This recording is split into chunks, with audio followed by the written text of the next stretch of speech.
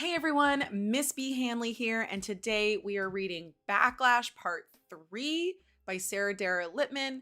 And I am so excited to read this book, or at least finish this book, because it's been a wild ride.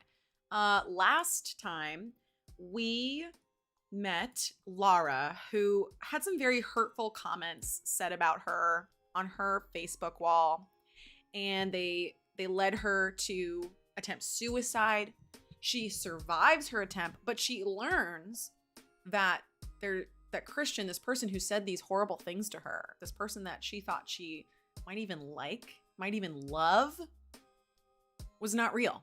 They were saying these things and they didn't mean it, right? Or they were saying these positive things about them and they were like, showing all their love, and then they flip a switch and turn around and they say horrible things like, you're a terrible friend, you're a horrible person, and you should basically not be here anymore. The world would be a better place without you in it, right? You should just go die, basically. So she tempts that. That's, those words hurt her enough. She believes them to be true enough that she attempts suicide. But we learn as the reader that Christian was actually her ex-best friend, Bree. Girl that she used to spend hours on the phone with after school, talking about her life, divulging all this information and really sharing herself, being vulnerable. And Bree broke up. They have falling out. They weren't friends anymore. And Bree just decided that she was going to mess with Lara and make this fake profile and get back at her for just not being a good friend, I guess. She's maybe jealous, right? And so she does this, and she kind of does it on a whim, right? Obviously, she doesn't really mean to intend any harm. She's just trying to mess with Lara and get back at her, and basically just be mean, right? But things backfire. She gets more people involved in her little event, her little situation, right? Her little game, her scheme. One of those people is her mom. Her mom gets involved. Yeah, that's right. This girl's 40-something-year-old mom starts messaging a teenage girl as a boy, flirting with her, making her feel all these happy feelings about this fake guy. And then on top of it, she's basically responsible for this girl having almost died. Almost literally commit suicide. Or she did commit suicide, attempted to commit suicide. She almost died, basically. And so now we're at part 3. And the police are investigating this because, they've realized that this profile that was chatting with Lara and saying these things is not a real person and that there's somebody else behind it. And they want to find out who. And my guess is they're going to find out who. The question is, who else is going to find out? So before we get into reading today, I just want to share with you the real life circumstances that this book is talking about, that we're experiencing, because, a lot of people read this and they think, oh, that's unbelievable. How could a mom do this, right? How could a mom be so, evil in that way? And last stream, we talked about this woman from Michigan who was a basketball coach, and she cyberbullied her own daughter and her daughter's friends, sending hateful and bullying messages to teenage students, including her own daughter, under a fake name and number. So just like Bree and Bree's mom in the book, she created a fake profile, except it wasn't her kid that did it. It was her. It was this woman, 42 years old, December of last year, in Beale City Public Schools. It was a year-long investigation trying to figure out who was sending these harassing messages to her daughter and her boyfriend and the other friends on the basketball team. And it turns out it was the mom, and it just shocked everybody, right? The superintendent was like, we weren't expecting it to be a parent. Law enforcement were shocked that it was the mom, 42-year-old woman, using a VPN, using like things to cover up her location. Didn't work. They still found her, still found out it was her. And I believe they're going to charge her. They're going to charge her. And she had to pay $5,000 bond to get released, but she did go to jail for a little bit of time. And she hasn't commented on the situation. So it seems to me that maybe this event has shamed her in a way where she is no longer, trying to go out into the world to talk about what's happened. And, putting herself out there. She probably, I'm assuming that she must have lost her job. She must have been fired as the basketball coach. And she's just, her life is ruined, right? Like totally. It happened again, guys. It happened again. I don't know. I think this was a couple years ago, but this mom in San Francisco in California cyberbullied her daughter, got 3 years. She was sentenced to 3 years in federal prison this last month in January. But so this was something that happened a while ago. And I think it was like 2016, between 2016 and 2019. They did this cyberbullying online with her daughter. She actually paired up with her daughter, similar to Bree and her mom in the book. And this year they were just sentenced, or the mother was just sentenced to 3 years in prison, in federal prison. So it says, Brentwood woman cyberstalked, bullied, and harassed people who had fallingouts with her daughter, right? So her daughter had relationships with people, and either they broke up or they didn't continue their friendship. And so the mom basically went online and started harassing them and sending abusive messages, right? She's 47.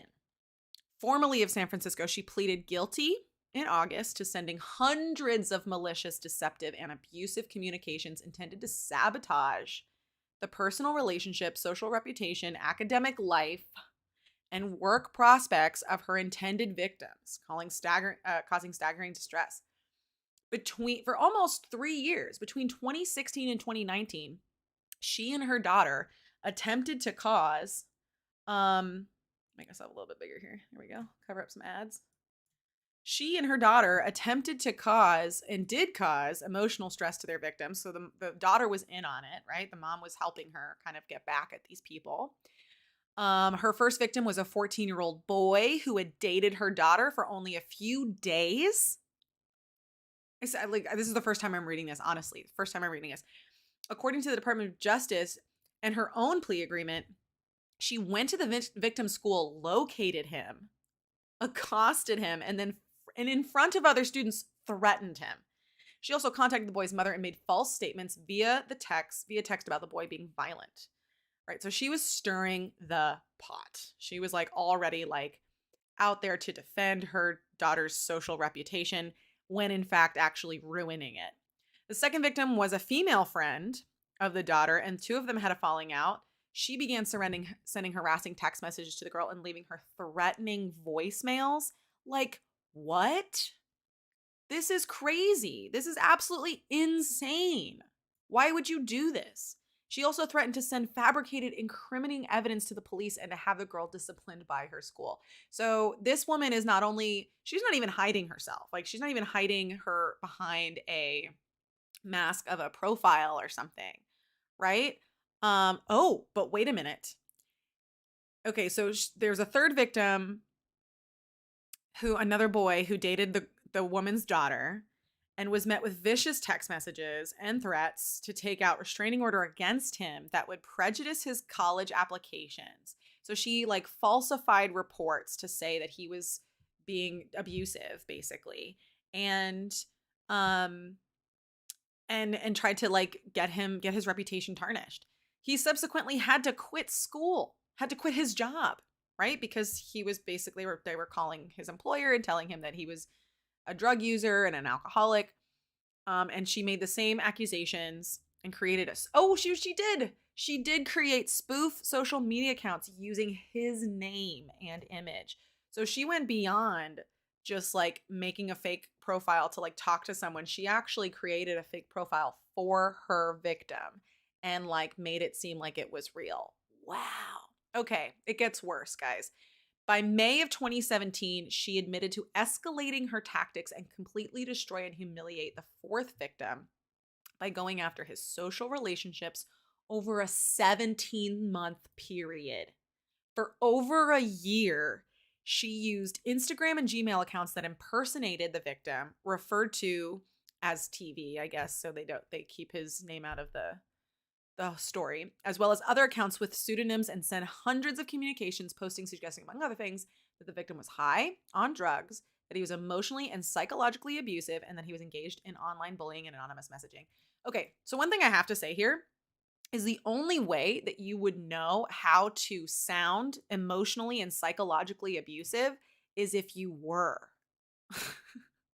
Right? Like, she's trying to make it seem like this is another person who sounds like this, who's doing like this, but she is probably emotionally and psychologically abusive. I mean, if she's doing this for her daughter, I wonder what her daughter thinks, right? Like, what is her daughter saying? Is her daughter like, yeah, mom, go get those guys. I hate them. Like, or is she just like, why are you doing this? Why are you going after my friends or my ex-friends and trying to like damage their lives, their reputations? It's crazy. She also reported the young man to Title IX officers at his university, falsely alleging that he harassed and stalked girls. So she's again falsifying reports, basically saying that he's a predator to the girls at his college, which, I mean, wow. And this is why it's so hard for people to believe actual victims of sexual assault, because we have people who fake it. A restraining order was placed against her, but she continued to harass the victim and his family. This is crazy. This allegation was perhaps the single most extreme and outrageous attempt to portray the victim, as a sexual predator. And she repeatedly defended her actions as saying that she was protecting her daughter. I'm sorry, but at this point, if you are calling your behavior protecting your daughter, like, you're not protecting anyone. You are actually on the offensive at this point, okay? There's defensive actions, which is where you like push back on somebody who's coming at you. But then there's offensive actions, okay? These people, we don't know anything that these people did, right? Other than just not work out with the daughter, right? Like, other than just like not have a good relationship, like, end their relationship. So we don't even know like what happened, but she is actually going on the offensive and trying to attack these people. Like, that's wild. She is trying to defend herself. I'm protecting my daughter. No, you're not protecting anybody. You are going after people. That's an offensive action. Like, even I know that. Even I'm a sports person, and I know that. Demirovic, I think is how you pronounce her name. Demirovic conduct was not merely irritating, annoying, or offensive. Read the sentencing memo filed by the government. It was obsessive, yes, outrageous, absolutely devastating, and criminal. 100%. She pled guilty, so it's not like she's trying to say that she was innocent. She probably did try to make the jury feel sorry for her by saying, "Oh, it was my daughter I was protecting." But I mean, no, anybody can look at this and be like, "No, you're not. You're crazy. You're weird. You're obsessive, outrageous, devastating, and criminal. 100%." She was given a total of 37 months in prison and must begin serving her sentence on March 10th. So her sentence doesn't even start, of only 3 years. Honestly, I don't know if this is going to rehabilitate her. I mean, it's really unfortunate. I feel like this is like, maybe it will. I don't know. Maybe her daughter is upset. Maybe her family is upset. I can imagine that I don't even know. Like, I don't know. There's no comment about the rest of the family. I imagine they're probably trying to remove themselves from it as much as possible. Which is crazy, which is absolutely nuts. It's absolutely nuts that she would do this, that she would go after kids like this.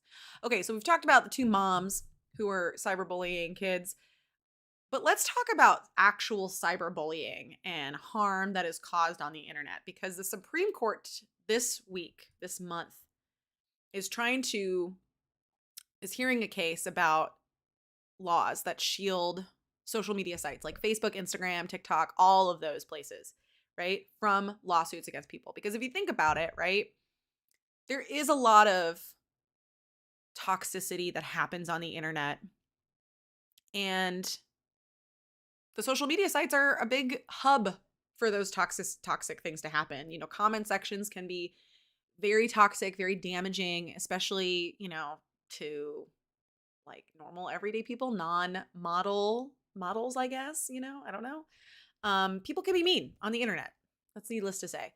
But this hearing is trying to fight against these social media sites from being held responsible. Basically, right now, if Lara were to not survive her suicide attempt, then, I think as Lara's mom, as a politician, she would want the social media site to be held accountable. Obviously, if she'd want Bree and her family to be held accountable, but she might also want social media sites to be held accountable. And that might mean calling out this particular section of a law. So there's this law that basically, stops people from blaming social media sites, right? So like if you go online and you write something mean to somebody and they do something, they hurt themselves or they hurt somebody else, right? The social media site itself is not responsible. The person who posted it is responsible. However, this case is saying that that the social media site should be responsible. Okay, so let me see if I can find the little clip. Okay. I think this is my concern is that I can imagine a world where you're right and none of this stuff gets protection. And it is why the tech industry gets a pass. On the other hand, we're in court. We really don't know about these things. That said, the justices tried their best to repeatedly try to find a line between what's permissible for internet providers to do in organizing content for their platforms, right? So the whole idea is that they're suing YouTube because YouTube promoted videos of ISIS recruitment, which is a terrorist organization, to people who they thought would like it. Like the algorithm served them impressions of videos for ISIS, recruitment videos for ISIS, basically. And so the parents are saying that YouTube should be held responsible for promoting those videos. Okay? So it's kind of a weird thing, right? Because we talked about this earlier in the chat. AI algorithms are basically a little bit of artificial intelligence, right? They see you liking certain videos. Oh, well, this video is very similar to that video. Other people who watch that video watch this video. You want to watch this video, right? Like it's very geared to the user, to the person who is searching on the internet, right? So, however, should YouTube be even allowing that kind of content on their website at all? Right? It's literally, terrorist organizations putting out videos to recruit terrorists, people who want to be terrorists, people who want to do, hurt people and do bad things, right? So it's questionable, right? Where does the responsibility lie? So the justices tried their best to repeatedly find that line between what's permissible for internet providers to do in organizing their content for their platforms. I'm on my third thing. I got 3 more things to go. After this. They asked whether algorithms are the same across the board for cooking videos or racing videos or ISIS videos, right? So they're trying to get to the root of it. Like, how did ISIS videos get promoted to a large audience? And they said the algorithms are the same. Whoops. They said the algorithms are completely the same. But when it comes to ISIS videos, the result is that companies are encouraging illegal conduct under the Federal Anti-Terrorism Act, which bars material that aid terrorist groups, right? So there's certain kind of free speech that you can do on the internet, right? You can, in America at least, you can kind of say whatever you want. You can criticize the government. You can say to other people, there is free speech. But free speech does not protect people from trying to incite violence, which a terrorist organization would be, right? Depending on how they say it. But thanks to this act, right, all terrorist organizations are illegal. They don't have free speech, basically. So it's interesting. They're trying to find this balance and they're still thinking about it. They don't know what could happen, but this would be a huge breaking of the gates to open, right? The whole thing would flood over, basically. Everybody would want to get their piece of the pie if their kid or if somebody they knew was harmed through what they saw on social media. This is a big deal, right? It means that if I felt damaged by something that I saw on YouTube or something that I saw on Facebook or Instagram or whatever, or TikTok even, and I'm not going to lie to you. I've seen some things on TikTok that have damaged me. Okay. I don't know if you know what I'm saying right now, but I have seen some things on TikTok that have literally damaged me emotionally, and I block them out every chance I get.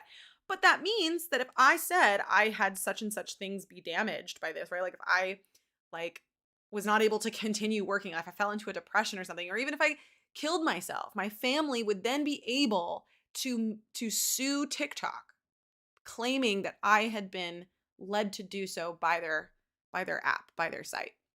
And that's a really big deal because right now you can't do that. You can't put the blame on social media sites.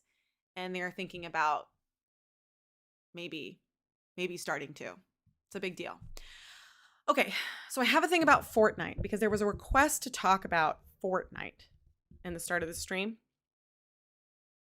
And we only have 7 minutes. So we're not going to spend too much time on this, but talking about hate on the internet, talking about things that damage people. Twitch streamer is banned for preaching religion to a Fortnite kid. And you're thinking to yourself, what? How? How could he possibly ban? He's spreading the good word. Let's find out.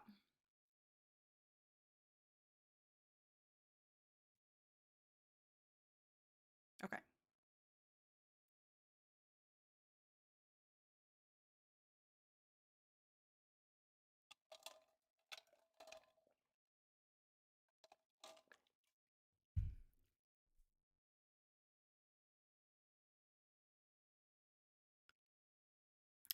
I don't need your 2 cents.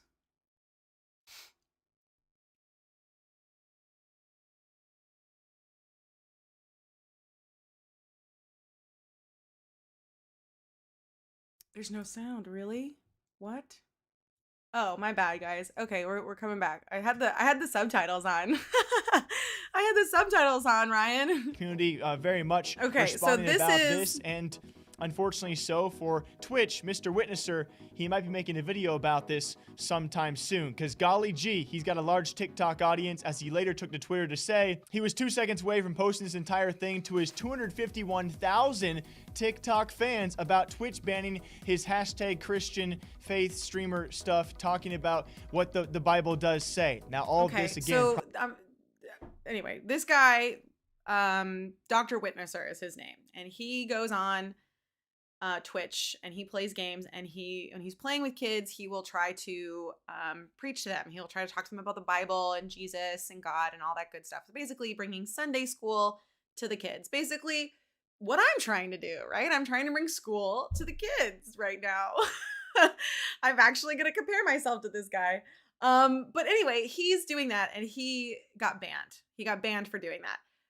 One of the things that the tweet said is that he told a kid of another religion that he was going to go to HE double hockey sticks, right? And so obviously that's not you don't want to say that, right? You can't really say that. Like you can't tell kids that they're going to go to hell because of their religion. That's just not right. But he's trying to preach the good word. And so he's sharing his beliefs. But it's caused some flack on him. Obviously, he got a Twitch ban, which means he couldn't stream for a week, I believe. But it's also created some backlash on him as a person online in general. I think if I skip to this part, we'll see a little bit of a clip. So let's do that. That he will be sentenced to a life in heck because he chose the wrong faith. I'm pretty sure Twitch just finds this not to be the right platform to try and have these beliefs placed on minors. Because what I'm saying is you're denying what Scripture says. You're denying the hundreds of prophecies that were fulfilled through Jesus. Yeah, well, I'm denying that because usually what you're talking about, since you're American and Christian, since the Muslim culture, we don't really talk about that. Yeah, you don't talk about it because they don't want to believe it. That's why. Well, it's because Muslim culture, we've been different things to America and Christians. And forget the fact that it's America, dude. It's just the Christianity in general. It doesn't matter that I'm in America. Christianity is all over the world. So look, if you were to die in your sins today, you would be sentenced to hell. Oh. And God, the living God. And later when he showed his Twitch ban. Okay, so yeah. Obviously the context is a little different and it doesn't show the whole clip of him saying that, but him just saying like, if you were to die today in your sins, you would be sentenced to hell. Like, because the kid, I don't know if you heard him, the kid was saying like, in the Muslim culture, in my religion, and Muslim culture, it's this way. And the guy, this man, this adult male, is literally just arguing with the kid about their beliefs. And yeah, okay, it happens all the time on Fortnite, but this guy's streaming it online. We know this kid is a kid, right? And he's an adult, right? He's supposed to be the smarter of the two, right? He's supposed to be like a, like he's supposed to be the adult. He's supposed to be the model, the role model, right? And he is kind of losing it, right? Telling the kid, you're going to go to hell because you're not a Christian. You don't follow the right way. And he's just coming off as a bad guy. And if we go on much longer, I will say, like, you can look this guy up right now. I think he is still streaming on Twitch. I don't know if he does still the Christianity stuff. There's a couple videos of his, but not that much. It happened a while ago. It happened about 2 years ago. Yeah, Clouds. Like, I don't know if you've ever played Fortnite with this guy, if you've ever heard him before, but this is Dr. Witnesser. I don't know if he still goes by that name. But he did get a lot of hate for this. He got a lot of hate, number one, because he's talking to a kid. He's not talking to another adult about this. This is not a forum for him to be debating religion also. And number two, like, it's just not how you talk to people. It's not how you like introduce religion to them, is to say, if you don't do this, you're going to be punished. Like, nobody really wants to experience that. So he got a lot of hate. And this guy, I don't know. You can look him up right now. You can see, let's see. I'm going to do it over here. Is this guy still on Twitch? Because he might have stopped. This might have caused him I don't know, maybe he's not as shameful as that. No, he is no longer on Twitch. At least he is no longer on Twitch as Dr. Witnesser. So maybe this like shamed him enough into stopping to do this. And, this is definitely, I think I'd say, a good outcome of being shamed online. But there are other bad outcomes of being shamed online. And we're going to take a minute to just hear about one. I'm going to skip this long 17-minute talk, and we're going to talk about this guy. His name is SVB. He's a Overwatch streamer. He streams mostly Overwatch. I think he still streams mostly Overwatch on Twitch, but he stopped streaming for a good couple of days because someone tried to fake canceling him. Someone tried to like pretend that he was a bad guy, a bad person, and say bad things about him and like call out accusations. And he said it almost ruined my life. It ruined his life for a while. We're not going to watch the whole thing, but we're just going to watch a couple clips. So, where do I begin? Well, for starters, for those of you who don't... After this, we are going to read, and we're going to get started.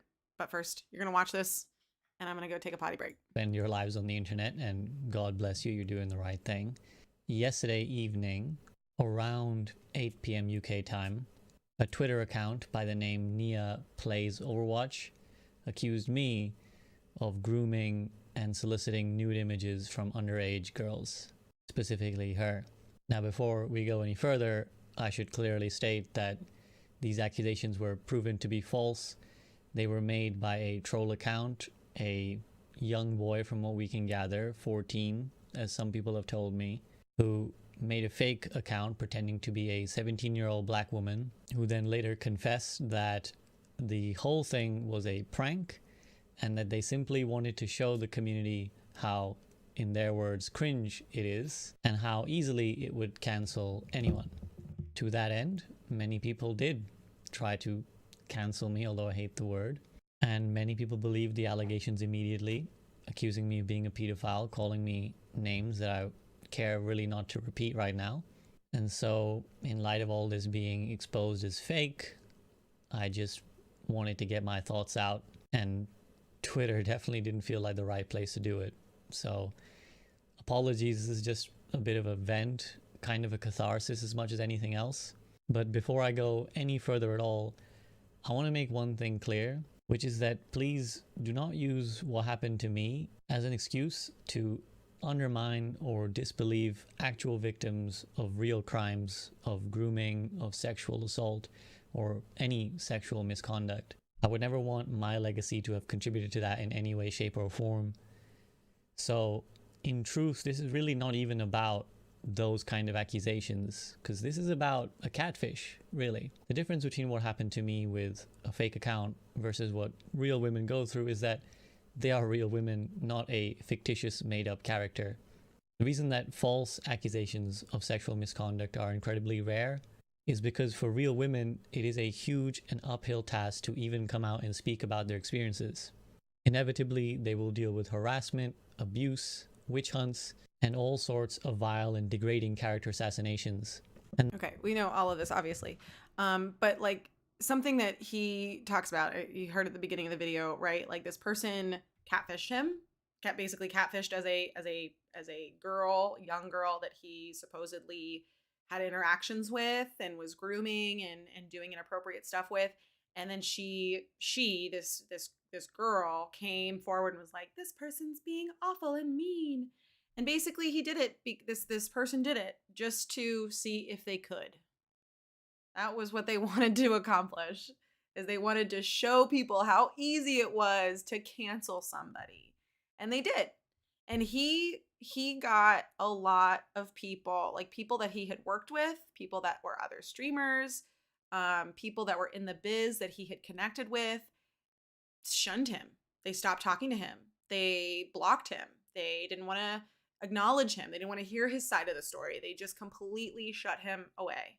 And, you know, sure, some of those people have come back and apologized since then, but it's ruined his life, right? It's literally ruined his life as a content creator, as a streamer, as a person online, right? Not only that, but I imagine the emotional toll that it takes on that person to have to go through that. And yeah, basically hurl abuse my way, call me, again, names that I really don't care to repeat. Sadly, notable figures in and around the Overwatch community also followed suit, calling me all kinds of names, including Twitter verified journalists. I will put those in heavy quotation marks because you would expect journalists would do some due diligence, but none was done. And I was, in the eyes of some people, guilty of a crime that I didn't even know existed, let alone committed. And of course, I could not have done because it was not real. I watched my career that I had spent 4 odd years working towards basically go down the drain in about 30 minutes. Everything I had done up until now was labeled as some sort of sham, some sort of mastermind scheme to secretly get into the Overwatch community so I could use that to groom underage women. My previous work and advocacy for women's rights and anti-sexism was held against me as simply a ploy to lure women into trusting me so that I could then do such nefarious acts. So basically everything that he did to try and show that he was a good person, that he was not this made up figure that this person had told everybody he was, it basically got turned around against him, right? Like everything that he said and did online got turned around against him. Kind of similar to the way that potentially Bree is going to have her words online come back to haunt her, but in a good way, because Bree actually did it. Unfortunately, not like SVB, right? SVB was not the person who did it. He's more of like Lara in this situation, where he obviously is the victim.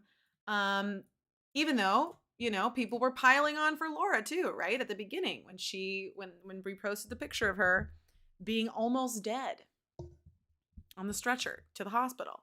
So Bree is gonna potentially have some backlash. That's the title of the book. She's going to have some backlash. And as you can see, we are only 53% through this book. So can we do it before 9 o'clock? And that is my goal. And we're going to find out if we can make it happen. It's already 7. So let's see. Let's hope. Let's pray. Let's do it. We're going to start with part 3 now. Start with Sydney. My sister has had what her shrink calls a setback since the police told her there is no Christian DeWitt, and since she realized she tried to kill herself over some guy who never even existed. A setback is apparently shrink speak for saying that after getting a teensy bit better, she's now as much of a mess as she was before, maybe even a bigger one. Mom and Dad are discussing if Lara should go back into the psych ward, but she was all, if you even think about locking me up in that place, I'll try to kill myself again. So the plan got nixed. She gets to stay home. I'm going to move myself real quick just so that I can still be visible, but I am up at the corner over here, maybe over here. Yeah, over here is fine. Sorry.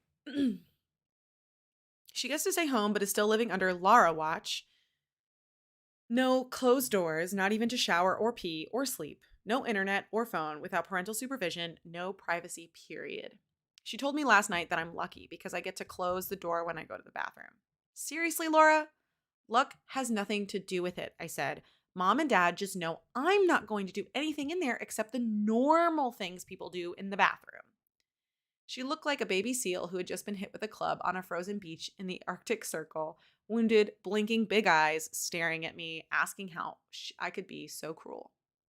Okay, really quick, right? This is really stupid, right? Last night she told me I'm lucky because I get to close the door when I go to the bathroom. Seriously? Yeah, right?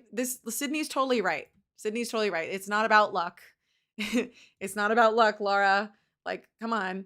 But I think Lara knows that.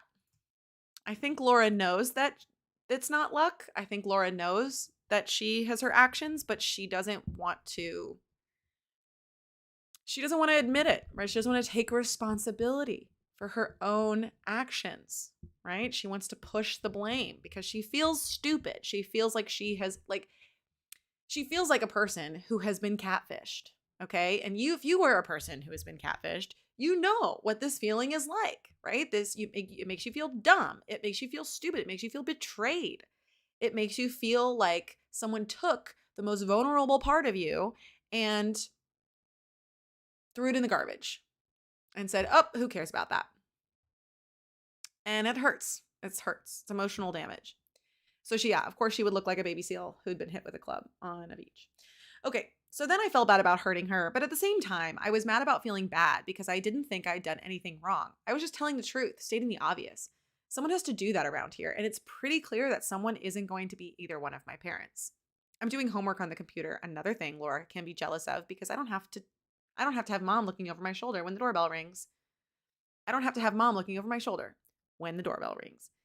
Can you get that? Mom says. I'm in the middle of something. I don't bother to point out that I am too. Mom's got cabin fever from being stuck in here babysitting Lara all day, and she's worrying about how this is affecting her political career. I know this because her campaign manager was here one day when I came home from school and they were talking about it. And then I heard her stressing about it to Dad. And then I heard him getting all pissed about the fact that she wasn't even thinking about politics when Lara was so sick. And she just got mad because he's not the one who's having to take off from work to keep an eye on a 15-year-old 24/7. And well, it went on from there. Yeah, parents, kids hear this stuff. Okay? Right? They hear it. Be aware. If you're constantly talking about your campaign and your political career and your career and you're messing around with other people about it, you're talking about other people about it, like they're going to hear you and they're going to take notice. And yeah, duh. It's just easier to get up and do it than argue with mom when all that's going on. When I open the door, Mrs. Connors is standing there carrying a foil-covered casserole dish. Hey, Francesca, we just got started reading. Since it happened, all of our neighbors have been trying out the Martha Stewart one another. It's like they're all competing to bring us the best casseroles as a way of showing their concern. But there's another reason too. Uh-oh, does Sydney know? Besides, neighborly compassion is also because they want the latest dirt. So when they bump into people in line at the supermarket, they can say, well, I was at the Kelly house today and I heard, hi, honey, Mrs. Connors. Okay, just to recap, Mrs. Connors is Bree's mom. Okay, Bree's mom assisted Bree in messing up Lara. Okay, so there's more than just these reasons that Lara is giving for why Mrs. Connors is over there. Because we know, but they don't. It's called dramatic irony. Okay. Hi, honey, Mrs. Connors says, holding out the dish. I brought you some lasagna so your mom doesn't have to cook. I'm sure she's got enough on her plate with everything going on. Yeah, I say, taking the dish from her. I remember Mrs. Connors' lasagna. It's not as good as mom's, but with the mood my mother is in, any edible food is good as far as I'm concerned. She's pretty stressed out, thanks. How's Lara doing? It's like she's afraid to say Lara's name. It's like that with everyone who comes by. I want to scream at them to stop whispering her name, that she didn't actually die. She's just super messed up. That's all. It's interesting because, like, Sydney doesn't notice that there's, like, a difference, right? It's been so long since she's interacted with Bree's mom that she doesn't even recognize when, like, there is actual, like, differences happening, like something going on, right? She says it's like that with everyone, but it probably is. Okay, I guess. But she's not back at school yet? Doesn't anyone talk to each other in that house? I mean, Bree must know that Lara hasn't been in school. No, not yet. She's not feeling up to it. What is this, a police interrogation? Foreshadowing. No, not yet. Well, give her our love, Mrs. Connors says, which is kind of weird given that Lara and Bree aren't really friends anymore. She turns and is halfway down the steps before she calls back over her shoulder. And give my best to your mom. I will, I tell her. Thanks for the lasagna. I take the dish into the kitchen where mom's reading city council briefing papers and sipping a glass of Chardonnay. There's no evidence of any dinner preparation in sight. Mrs. Connors brought over a lasagna. Should I heat it up for dinner? Sure, throw it in the oven, Mom says, reaching for the wine glass. That was nice of Mary Jo. She was asking a lot of questions about Lara. Mom drains half of what's in her wine glass in one gulp. I hope all this stress isn't turning my mother into a wino. Everyone who brings over food to help me out is so I don't have to cook asks a lot of questions about Lara, she says with a sigh. We're the talk of the neighborhood. I'm sure everyone is dissecting my mothering skills and judging me on where I went wrong. And this is the heart of it, right? Lara's mom is nervous about other people judging her. That's it. She's always worried about other people judging her. And same with Bree's mom. Bree's mom has the same kind of that fear. That's why they like are doing this. That's why they're like, oh, I'm going to show how nice I am because you're worried about other people judging them. Grow up. The phone rings, and as mom answers, I realize how much she just sounded like my sister. Good point, Lara. Mom, too, is worrying about what everyone thinks about her, stressing about how they are all judging her. You're coming by when? Tonight? I don't know if my daughter... Oh, okay. I understand. She hangs up and dials again right away. Pete, I need you home. The police are coming. They have a lead, and they need to ask us some questions. Half an hour. Okay, bye. Mom downs the rest of the wine and starts clearing her papers off the table. After she has stacked them into a precise, neat pile that she puts into her briefcase, she looks out the sliding back door to the patio where Lara is curled up on a chair in a Snuggie, reading a book, so she can be constantly observed by Mom like a goldfish in a bowl. What kind of lead do they have? I ask.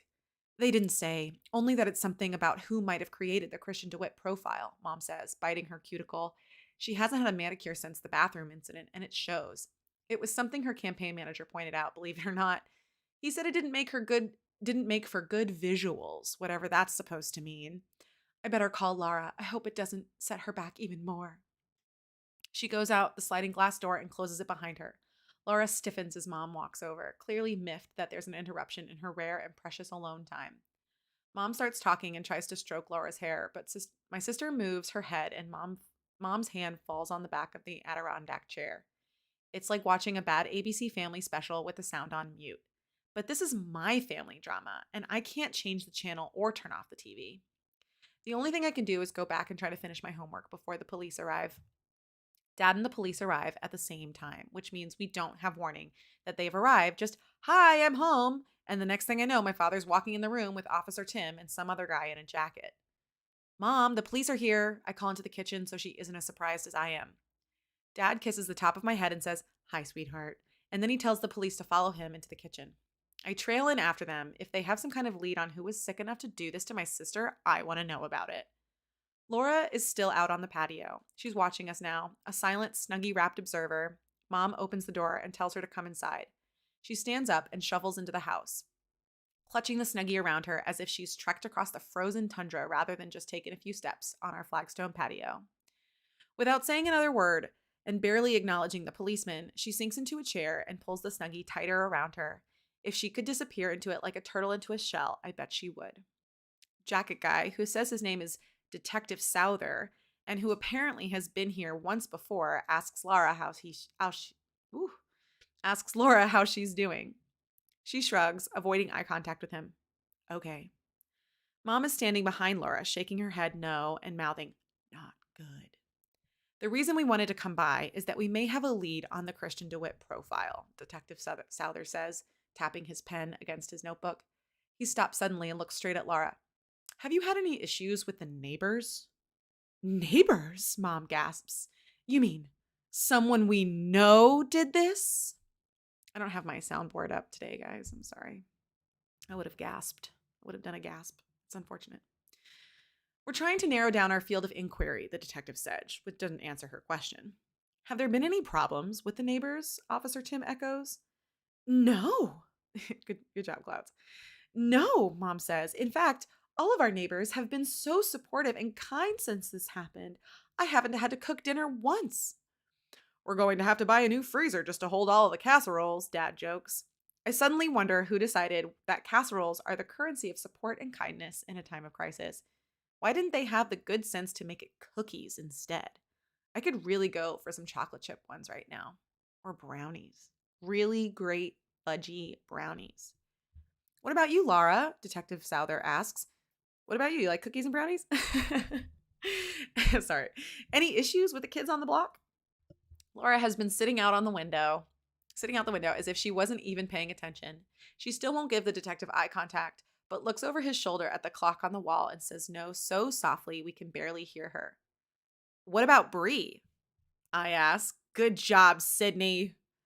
Laura looks at me as if she's a resistance fighter I've just betrayed to occupying forces. I stare back at her because seriously, what is the point of pretending anymore? She looks away first. Bree who? Detective Souther asks. Brianna Connors, I say. She and Laura were best friends until about a year ago or so. Our families were friends, and then Laura and Bree fell out, and now nobody is allowed to be friends. That's not true, dear, Mom protests. Mary Jo brought over the lasagna that's in the oven for dinner. The detective is scribbling as we speak. I imagine his notes. Neighbor, Mary Jo Connors, made lasagna. That's actually like super important. I don't know. That's probably why they're going to go there first. Being a detective must get super, super boring. Yeah, but we never hang out with them anymore, I argue. And we used to all the time when Lara and Bree were friends. Even if we've drifted apart from the Connorses, I can't see Bree doing something like this, Dad says. They're a good family. Sean Connors and I built that tree fort together, the one you can see out back. Lara and Bree practically lived up there when they were younger, didn't you, Pumpkin? Lara, Pumpkin, is back in Zombieland, tuning the rest of us out. But Bree posted that picture of Lara that day on Facebook, I argue. The one on the stretcher? The detective asks. Yeah, and then people made all these sick comments, I say, glancing at Lara because I'm worried about causing her another setback by talking about all of this. But if I don't, how will they figure out who did it? It was disgusting, Dad says. I just don't understand what possesses kids these days. There's no judgment, no thought. Dad, I say, it's police time, not rant time. Sydney, that's enough, Mom snaps. I shut my mouth and go back to disappearing into the background. So you haven't had problems with any other neighbors at school or out of school? The detective tries again, determined to get Laura's attention. Not that I know of, Lara says, still staring out the window. She laughs bitterly. Well, except for all the kids who liked the mean stuff Christian wrote on my wall. I didn't stop to check if any of them were my neighbors before you know. Detective Souther puts down his pad and pen and says Lara's name gently. She finally looks him in the eye. Here's the thing, Lara. Facebook gives us the information that the person who posted as Christian DeWitt did it from an IP address in this neighborhood. We've got all the court order for the internet service provider to tell us more specifically which customer of theirs it was, but I was just hoping you might be able to give us a clue to speed things up. You're saying one of our neighbors did this? Dad is so upset he springs halfway out of his chair, but Mom pulls him back down to seated and glares at him. Lara opens her mouth like she's going to say something, and I hold my breath without realizing it until she closes it again without uttering a word and shakes her head no. Are you sure there's nothing you can think of? Officer Tim asks. Lara nods, but she's done. She's gone back into zombie mode. I want to slap her. Doesn't she realize that if she talks, it'll help find out who did this faster so we can all get on with our lives? Doesn't she realize that this is messing up my life too? Because it is. It's messing up their whole lives. Absolutely true.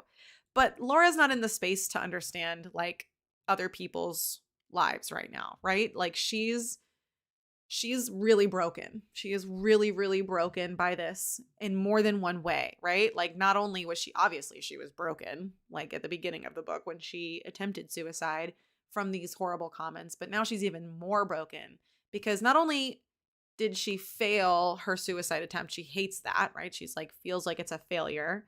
She also feels that she shouldn't have done it in the first place because it was stupid, right? Because like she literally did something, the most drastic and dramatic thing you can do in your life for someone who wasn't real, you know? Like there's so many layers of emotional damage to that. Like Lara can't even begin to comprehend. They're just like taking up her whole brain space. Well, thank you for your time, Detective Souther says. And he and Officer Tim get up to leave.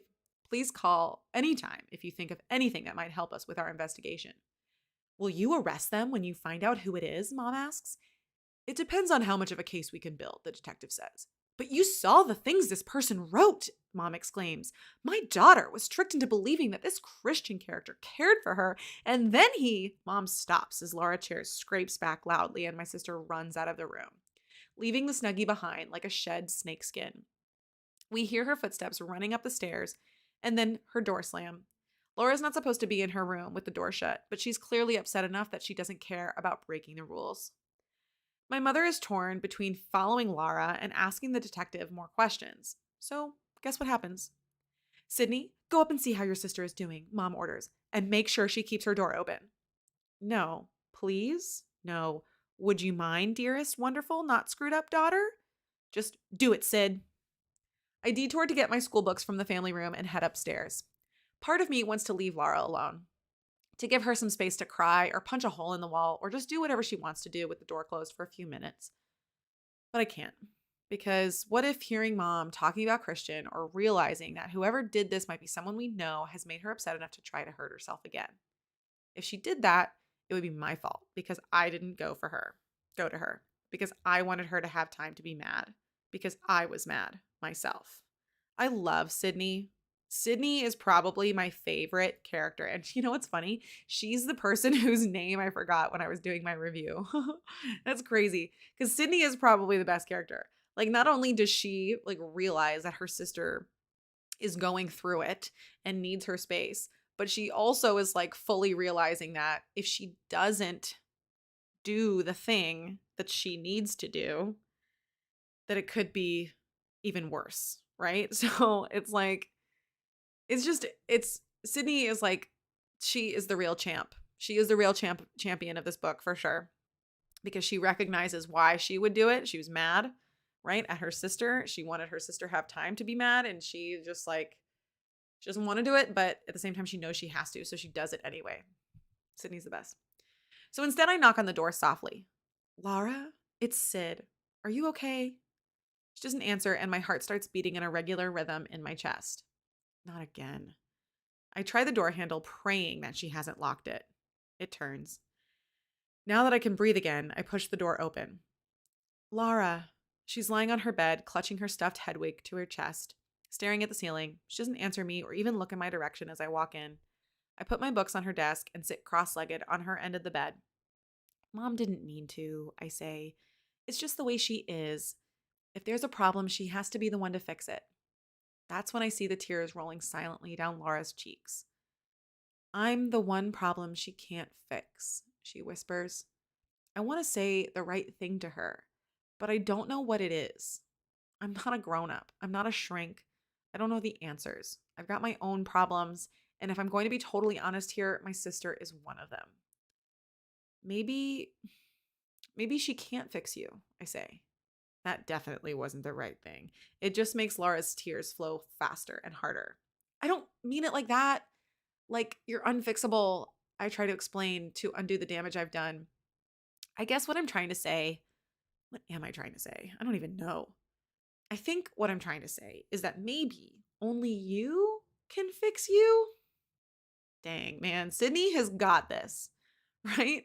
Sydney has got this.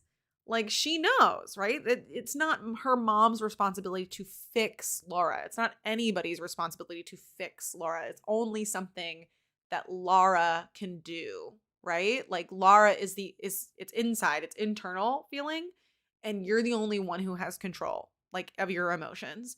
So Lara is the only one who can fix it. And unfortunately, she doesn't even know how to fix it. And sometimes it just can't be fixed, right? Like, sometimes it just takes time. Sometimes it just takes, like, keep going on the next day. Like, sometimes you're not fixed. Sometimes it breaks you forever and you go on like this forever. I don't think that's going to happen to Lara, but I'm just saying, like, she's absolutely right. Sydney is absolutely right. I think what I'm trying to say is that only you can fix you. She's 100% right. The tears keep coming and Laura's eyes are still fixed on the ceiling. Am I making things better or worse? I hear Dad letting the police guys out of the front door and Mom's footsteps coming up the stairs. Great. She's probably going to be mad at me because I made Lara cry more instead of making her feel better. Look, what do I know? I'm just the stupid little sister, I say, shrugging and sliding off the bed. I pick up my books from the desk and walk to the door just as Mom enters. Lara, honey, are you okay? I look back at my sister. She's placed Hedwig over her face as if to shut out the world, or our mom. I'm not sure which. But that's not my problem now. It's hers. I've got to finish my homework if I can even concentrate after all this drama. Honestly, it's amazing I'm getting halfway decent grades considering how crazy life is here. My bedroom window faces the street and I press my nose against it and stare out the neighbors' houses, wondering which window conceals the sicko who did this to my sister. Is it old Mrs. Gorski or Spencer Hellman or Bree Connors? She's in there. Or maybe one of the Glovers. No. Windows reflected back at me, some light, some dark. I shiver, pulling my head away from the window and yanking my curtains shut so no one can see in. I always thought we lived in a nice neighborhood with good families. Our neighbors have been rallying around us since Lara tried to kill herself, showing support and bringing us casseroles. But the detective said the person who pretended to be Christian lives right here, among us. Among us, you guys. Could it be our neighborhood isn't so nice after all? I knew this was related to gaming. I knew this book was related to gaming, you guys. It says it right here. Among Us. Do people still play that game? People are still playing Fortnite, but they're not playing Among Us? That's crazy. Okay. Ooh, okay. This is a good one. Oh my God, this is such a good one. This is a great chapter. I'm so excited to read this. Okay. This is Bree's chapter. And we obviously left Lara. The police have just left Lara's house, talking to her and being like, hey, guess what? It's somebody in the neighborhood. Somebody in the neighborhood did this. Who is it? We're going to go check them out, right? Because they don't know exactly which house, supposedly. They don't know exactly which house did it. They're waiting on more information from the internet service provider. Maybe they got it. Maybe they're just trying to, like, suss people out. Maybe they're trying to see, right? Trying to find the imposter. Okay, here we go. Bree. A week after Lara got taken to the hospital in an ambulance, Mom had me delete the Christian DeWitt Facebook account. Ah, no! Bree's mom said delete it. Delete everything. Get it off. Can't delete screenshots. Can't delete Lara's dad's screenshots.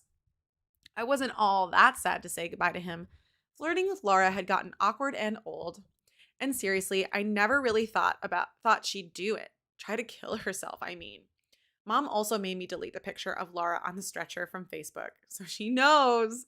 Mom knows. Oh boy, she knows what's coming. She was all about covering tracks and not being so obvious. I was really pissed about that because it's the most likes I've had on any post. Really, Bree? Really? Really? Okay. When I complained about deleting the Lara picture, she yelled at me. Brianna, the good Lord gave you brains. Could you use them for a change?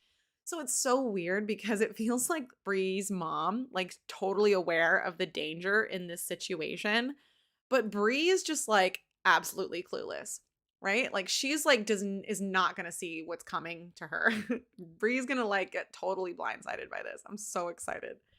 This is bad. Okay, but this is what happens, right? Like this is what happens when people get canceled, right? There's almost like this thrill in getting someone and seeing someone like get their comeuppance, right?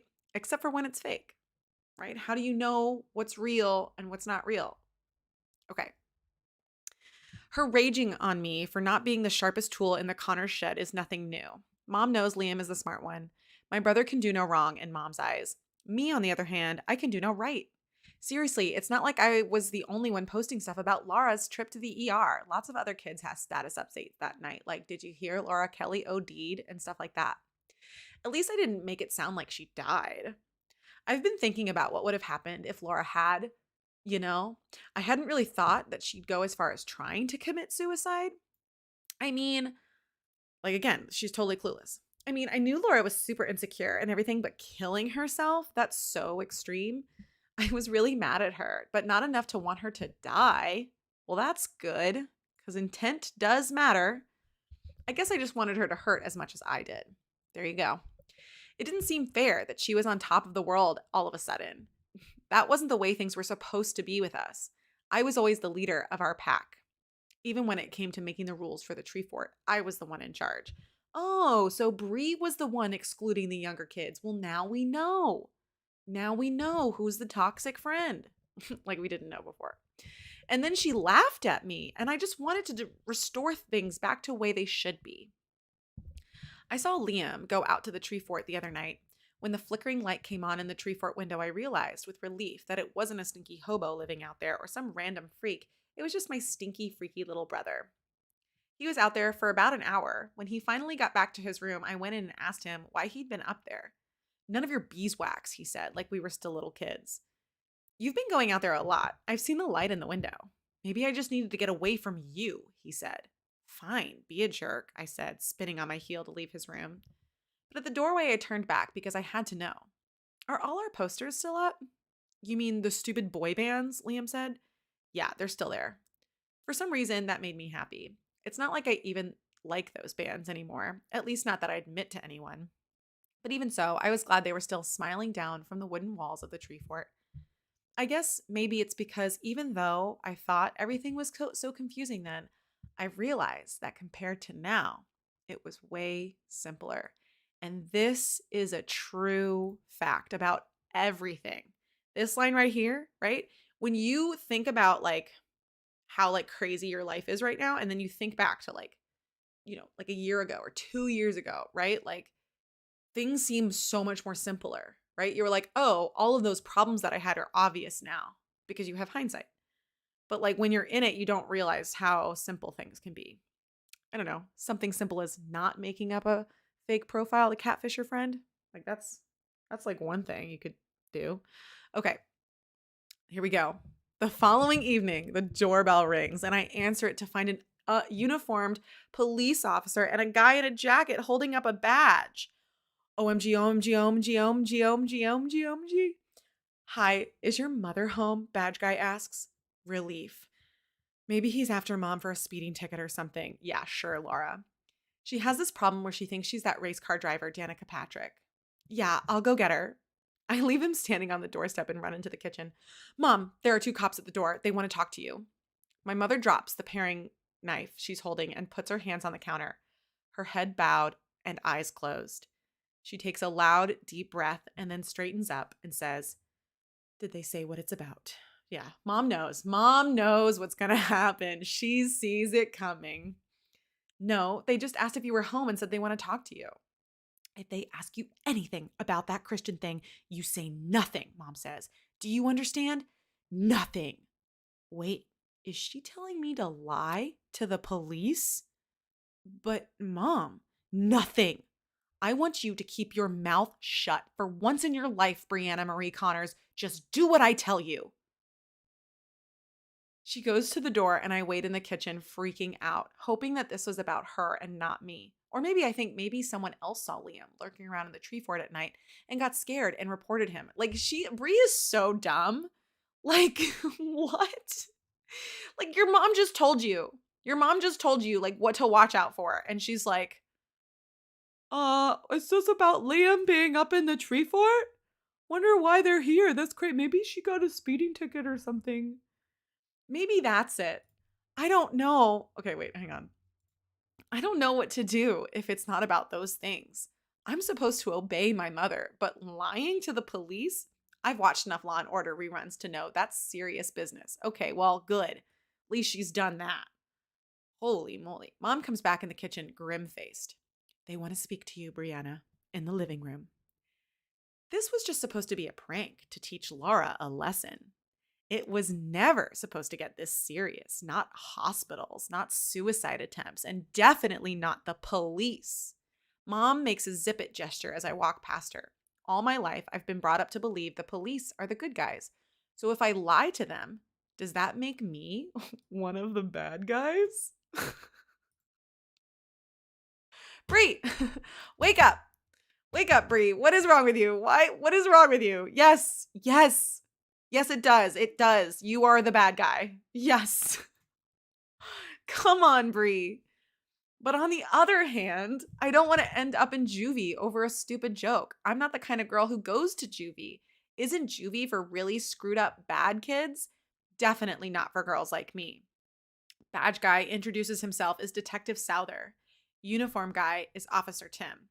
We're looking into the Lara Kelly incident, the detective says. Oh, I know. Isn't that terrible? Mom says. That poor girl. It strikes me then what a seriously awesome liar my mother is. I guess maybe that's a quality she needs to be a real estate queen of Lake Hills. Everything I touch turns to sold. Maybe that's why she's so disappointed with me. Everything I touch seems to turn to dog crap. The two of you were close friends at one time, he said to me. Yeah, I mumble, in middle school. Speak up, Bree, Mom snaps. In middle school, I repeat more loudly. Not so much now. Was there a specific fight or did you just drift apart? Officer Tim asks. They drifted apart, Mom says. Poor Lara has always been troubled. It became a little too much for Bree, having to act as therapist as well as friend. She needed to have a life of her own. Understandable, Detective Souther says. How long ago was that, would you say? I opened my mouth to say a little over a year ago when we started high school, but Mom is there first. They started drifting apart the summer before high school, and of course, once Bree got to high school, there was so many new faces, it was only natural she'd want to spread her wings and make other friends. These guys are going to think I can't speak for myself. Mom couldn't make it more obvious if she tried that she didn't trust me to say the right thing. Mom couldn't make it more obvious if she tried that she doesn't trust me to say the right thing. I have a teenage daughter, Officer Tim says. These things happen. One minute they're best friends forever, the next week it turns out forever meant until they had a fight. We didn't fight, I say. It wasn't like that. It was more just gradual. So has there been any antagonism between you and Lara Kelly at the present time? Detective Souther asks. So what is this? The PSAT or something? Antagonism? No, we weren't pissed off at each other, if that's what you mean. Mom gives me a look and I get it. Cut the attitude, Brianna. Do you know a young man by the name of Christian DeWitt? The detective asks. I've never actually been punched in the stomach, but I imagine this is how it feels. Good. Like all the air is sucked out of your lungs, like there's a second of total panic because you can't breathe. And you wonder if this is it and you're going to die before you pull yourself together and manage to inhale. I stand on the edge of the cliff, poised. This is the moment where I either listen to mom and lie to the police, or I tell the truth. I only hesitate for a moment before I decide to jump into the chasm, because despite the fact that I'm 15 years old and I'm supposed to be learning how to become my own person, when have I not done what my mom tells me? No, I say, but I can't help the slight tremor in my voice. Never heard of him? Are you sure? The detective asks, looking me straight in the eye. I know if I look away, he'll think I'm lying. So as much as it's wigging me out to maintain eye contact, I do. So sometimes that's a tell. Like, looking away doesn't necessarily mean that you're lying, but like also maintaining eye contact can like sometimes mean like be a tell. Just saying. Totally sure, I say. I'm going to burn for eternity for this, but I obeyed my mother, and honoring my mother is one of the 10 commandments. So that doesn't give me points for something. Does that give me points for something? Even though it's you feel bad? No way, Macho Man. No way you feel bad for Bree. What? Really? Really? Okay, let's keep reading. I don't know if I feel bad for her yet. I don't know. I feel like this is kind of like she's had it coming. Okay, we'll see. Let's see what goes on. Even though it's not that hot in the living room, I feel myself start to sweat in the brief, awkward silence that follows. I surreptitiously rub my hands against the side of my jeans, but don't break eye contact, determined to win the game of blink. Well, that's interesting, Officer Tim says. He takes a folded up piece of paper out of his pocket and opens it up. He walks over and holds it out in front of me. Because you were friends with him on Facebook. It's a printout of Christian's friend list, and there, among them, with a big red circle around it, is my profile picture. But I deleted his profile. He's not there anymore. How did they get that? And now, what do I do? I stare up at Officer Tim, tongue-tied with panic. My mother doesn't miss a beat. You know how these kids are, she says, her voice is calm and smooth as a lake on a still summer's day. They all friend people they don't know. I've warned Bree and Liam about it more times than I can count, but they still do it. Mom looks at me sternly. I'm sure Bree didn't even remember she friended him. She has so many friends on that site. I'll have to go through them with her and make sure she cuts back. She smiles at the policeman, shaking her head. You can't be too careful these days, can you? Wow.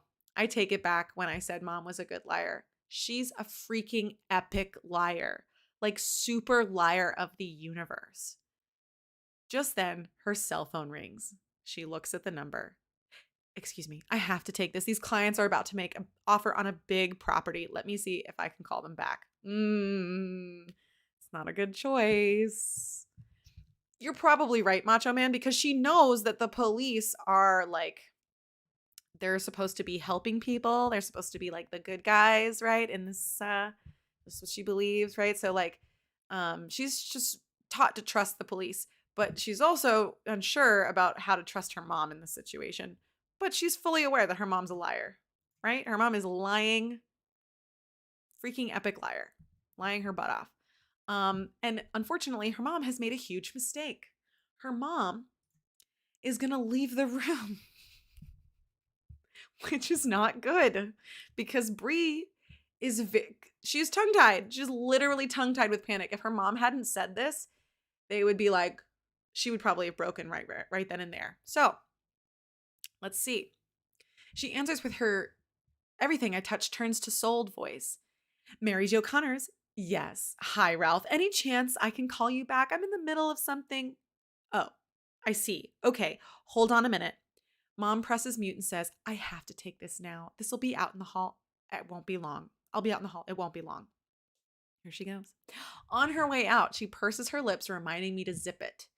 And then I'm left there alone with the two policemen, scared that I'm going to say the wrong thing. Won't be the wrong thing. So here's the thing, Brianna, the detective says. We're pretty sure the person who created the Christian DeWitt profile lives in this house. I can't stop the panicked look that crosses my face before I realize what I've done and try to arrange my features into what I hope is I have no idea what you're talking about, detective expression. How? Do you know what an IP address is? Officer Tim asks. So remember, this is 2014. 2014 teens did not know about VPNs. I don't even know if VPNs were really that big back in 2014. So the whole like spoofing your IP address and using a VPN and stuff, I think they can still track your IP address even if you use a VPN, I think. But anyway, that's before this. So that's why she didn't do any of that stuff. Okay. It's something to do with the internet, I say. She's also not that smart, right? So she hasn't done her research on how to catfish properly, apparently. I say, twisting the silver and onyx ring I'm wearing on my right hand. Now that I think about it, Lara gave it to me for my birthday in middle school. Wow, Bree, who's the horrible friend now? It's the numerical label assigned to computers on a network, Officer Tim explains. I stare at him blankly. I have no idea what that means. Detective Souther must see the look on my face because he says, we know from an IP search that the person who contacted Lara lives in this neighborhood. I swallow hard. We had to get a warrant to find out from the internet service provider exactly which house it was, he continued, and I'm going to make a bet that when we get that information, it's going to show that it's yours. If you tell us it was you, it'll go a lot easier for you than if you deny it and we find out anyway. I hear Mom's voice in the hallway, talking to her client about their bid. She tells them they should go in slightly under asking, but not so far that they'll think it's insulting. I don't know what to do. Mom wants me to lie, but it feels so wrong to lie to the police. And what's the point of lying if they're going to find out it was me anyway? My head is throbbing and I feel sick to my stomach. Just because it was someone in this neighborhood doesn't mean it was me, I say, picking a cuticle on my thumb. You posted a picture of Lara being taken out of the house on a stretcher on your Facebook profile, Officer Tim says. Why would you do that to someone who was your friend? He sounds just like Liam, but he's not my younger brother, someone I can ignore. He's a policeman wearing a uniform with a gun in his holster and handcuffs attached to his belt. This is real life. This is serious business. I never thought about any of this when I posted that picture. I never thought, period. And now I'm terrified. How do you know that? I deleted the picture, I stammer. Ever hear of something called a screenshot? Detective Souther says with no small amount of snark. Lara's father took a whole bunch of them the night Lara tried to kill herself. He wasn't a happy man when he saw what people were doing to his daughter. Can't say I blame him. I don't know why I did it, I say. I thought it would, get a lot of likes. I see the looks on their faces. They hate me. They think I'm a really awful person. Yep, and a lot more people are going to think that too. Officer Tim mutters something under his breath, shaking his head. You might as well tell us, Brianna, the detective says. We know it was you. Mom, get off the phone and get back in here. What should I do? They already know. But my mother is still out in the hallway arguing with her clients over a $5,000 increment in their bid. Doesn't she realize my whole life is at stake here and not just yours, Bree? Hers too. She's involved too. For once, I'd just like to feel more important than my mother than the next deal. Oof. Ouch. For once, I'd like to feel more important to my mother than the next deal. Oof. It won't go much better for you if you're honest. It'll go much better for you if you're honest with us, Brianna, Detective Souther says, no matter what anyone might have told you. I feel tears well up, even though I'm trying to will them back because I know they'll make me look guilty. If you tell us the truth, we can work with you, the detective continues. He's the good guy. The police are the good guys. I'm not a bad guy. I'm a good person. If I keep lying to him, I'll be the bad guy. It's better if I tell the truth. Is she gonna do it? Is she gonna do it? My face feels like it's 500 degrees hot. The first tear boils over and trickles down my cheek. Mom's commiserating with her clients about how long it's taking the city council to not pass the tax incentives. At least she doesn't mention Mrs. Kelly by name. You can be honest with us, Brianna, Officer Tim says.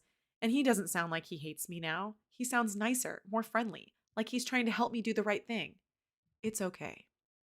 More tears fall, and I taste salt on the corner of my mouth. I wipe the tear away with the back of my hand, and despite Mom telling me to zip it, to tell them nothing, nada, zilch, I say quietly, it was me. And even though I'm scared about the trouble I know I'm going to get into, about the punishment I know I'm going to face, it feels better than continuing to lie when they already know the truth. Did your mother know about this? Detective Souther asks. It's the one thing to admit to them that it was me. I can't tell them that Mom did it too, but to cover for her means lying. I stare down at my hands and say nothing. Hang up, Mom. Hang up and come back. I need you more than your clients do right now. I glance toward the door. My mother is still on the phone. She's telling the clients if they really worried about $5,000 to split the difference, but go up to $2,575 because that sounds better to the seller. It's all mind games, she says. Oh my gosh. Brianna, did your mom know about the fake profile? The detective repeats. I look back at the policeman and decide that if she's leaving me here by myself, I get to make my own decisions. And I decide to keep on telling the truth. Yes, go Bree. Yes, she did, I say in a low voice so Mom doesn't hear. You're doing the right thing by telling us the truth, Detective Souther reassures me.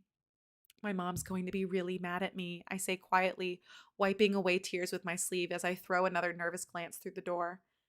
Just how involved was your mother? Officer Tim asks. Come on, move over. I want to be Christian for a while. Oh, come on, Bree. It's just a little fun. I feel like I'm going to throw up. Mom's in the hallway talking about how if they only had those tax breaks, that's when I crack. She pretended to be Christian a few times, I admit. So did Marcy, my friend, Marcy Liptak. Wow, Bree.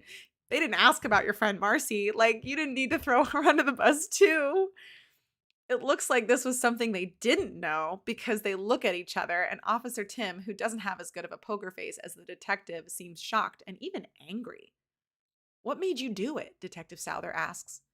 Do what? Mom says, sharply walking into the room. Made her do what? Brianna told us the truth, Mrs. Connors, that she created the Christian DeWitt profile and that both you and she and another teenager named Marcy Liptak engaged Lara Kelly in conversation as DeWitt. My mother turns to me, her face already flushing red with fury. Can't I trust you to do anything right, Brianna? Mom says in a voice as cold as her anger is hot, completely unmoved by my tears. I'm used to disappointing my mother. It feels like I've done it all my life. And I realize in that moment that maybe I'm as stupid as she always tells me, because deep down, I had this small shred of hope, some sick, deluded fantasy that she'd say I did the right thing by telling the truth. Hello. Hi. Hello. Yes, if she tells the truth, her mom will be happy, but she doesn't want to go to jail. I don't think her mom's not happy, Macho Man. Her mom is not happy that she told the truth. She's very upset, right? She says, "Can I trust you to do anything right?" Again, so she thinks that this is something that Brianna did wrong. Hello, ND, math?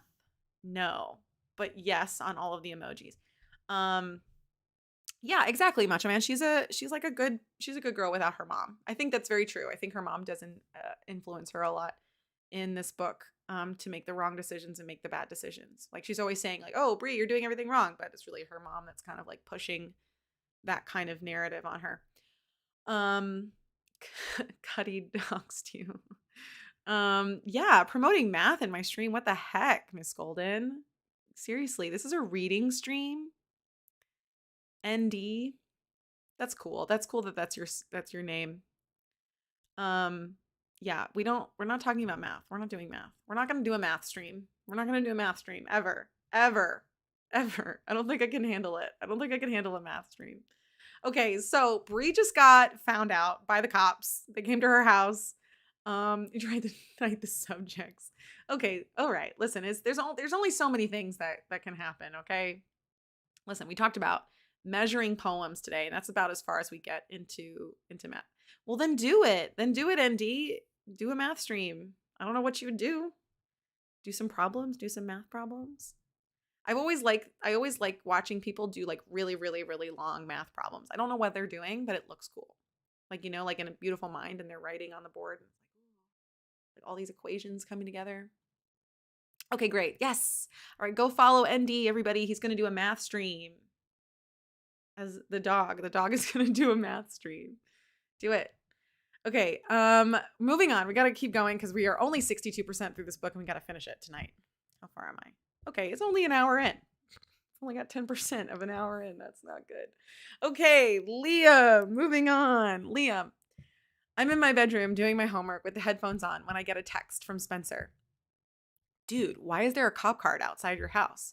Saw it when I was walking the dog. Wait, what? I text back. Uh-oh, Liam doesn't know. Liam doesn't know. Okay.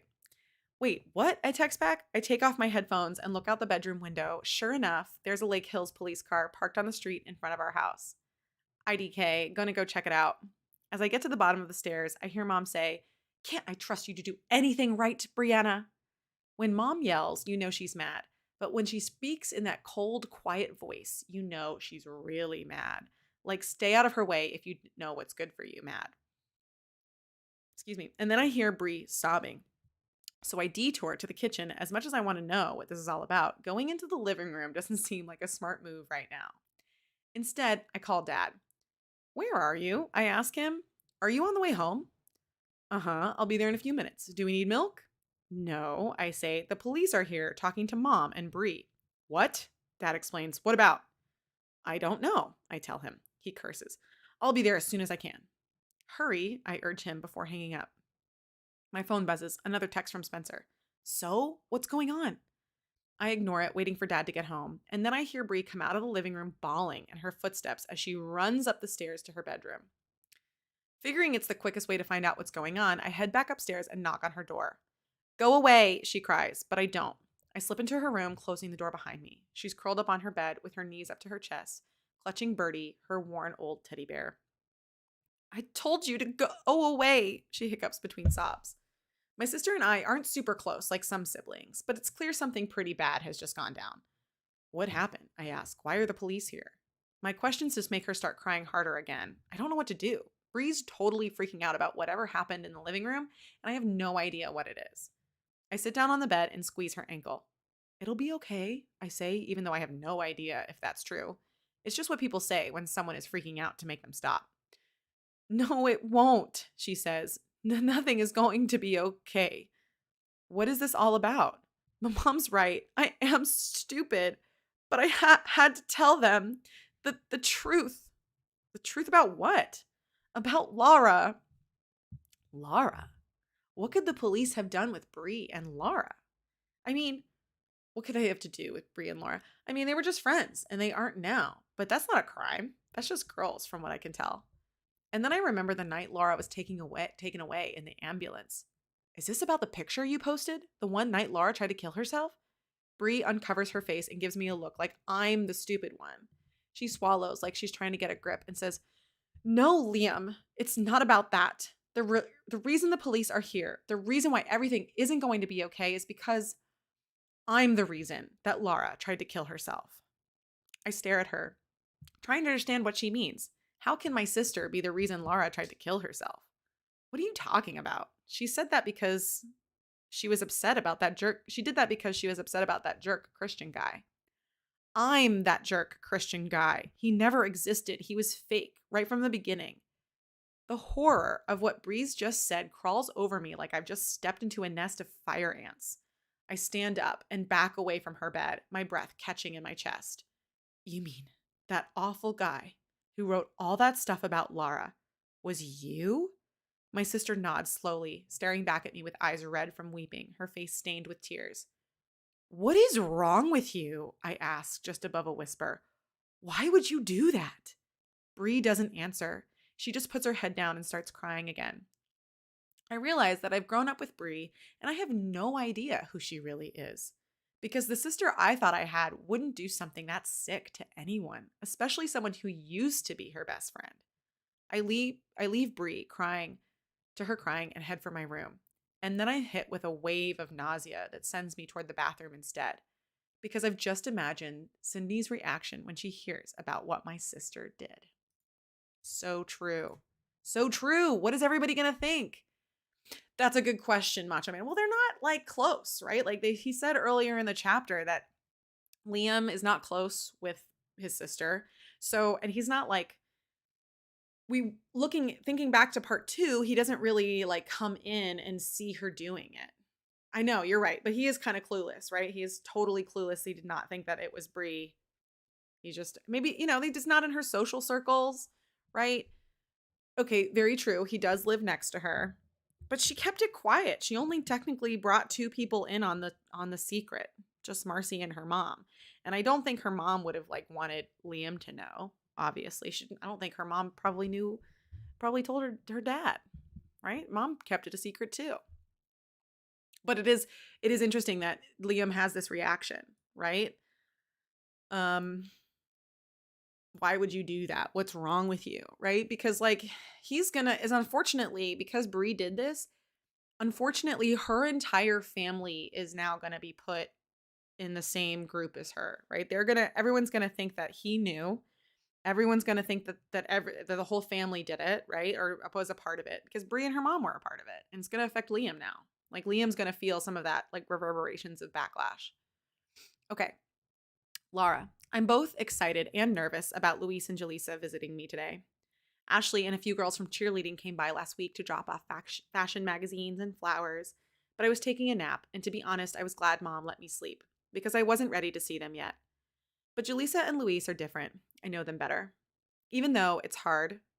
Jaleesa bursts into tears when she sees me and hugs me so tight I think my ribs will break. Don't you dare scare me like that again, she says, her tears dampening my shoulder. I won't, I tell her, hoping that I mean it. Luis stands behind her, uncharacteristically awkward, clutching a bunch of bright yellow tulips. He smiles tentatively as I look at him over Jaleesa's shoulder. Hey, Lara, he says.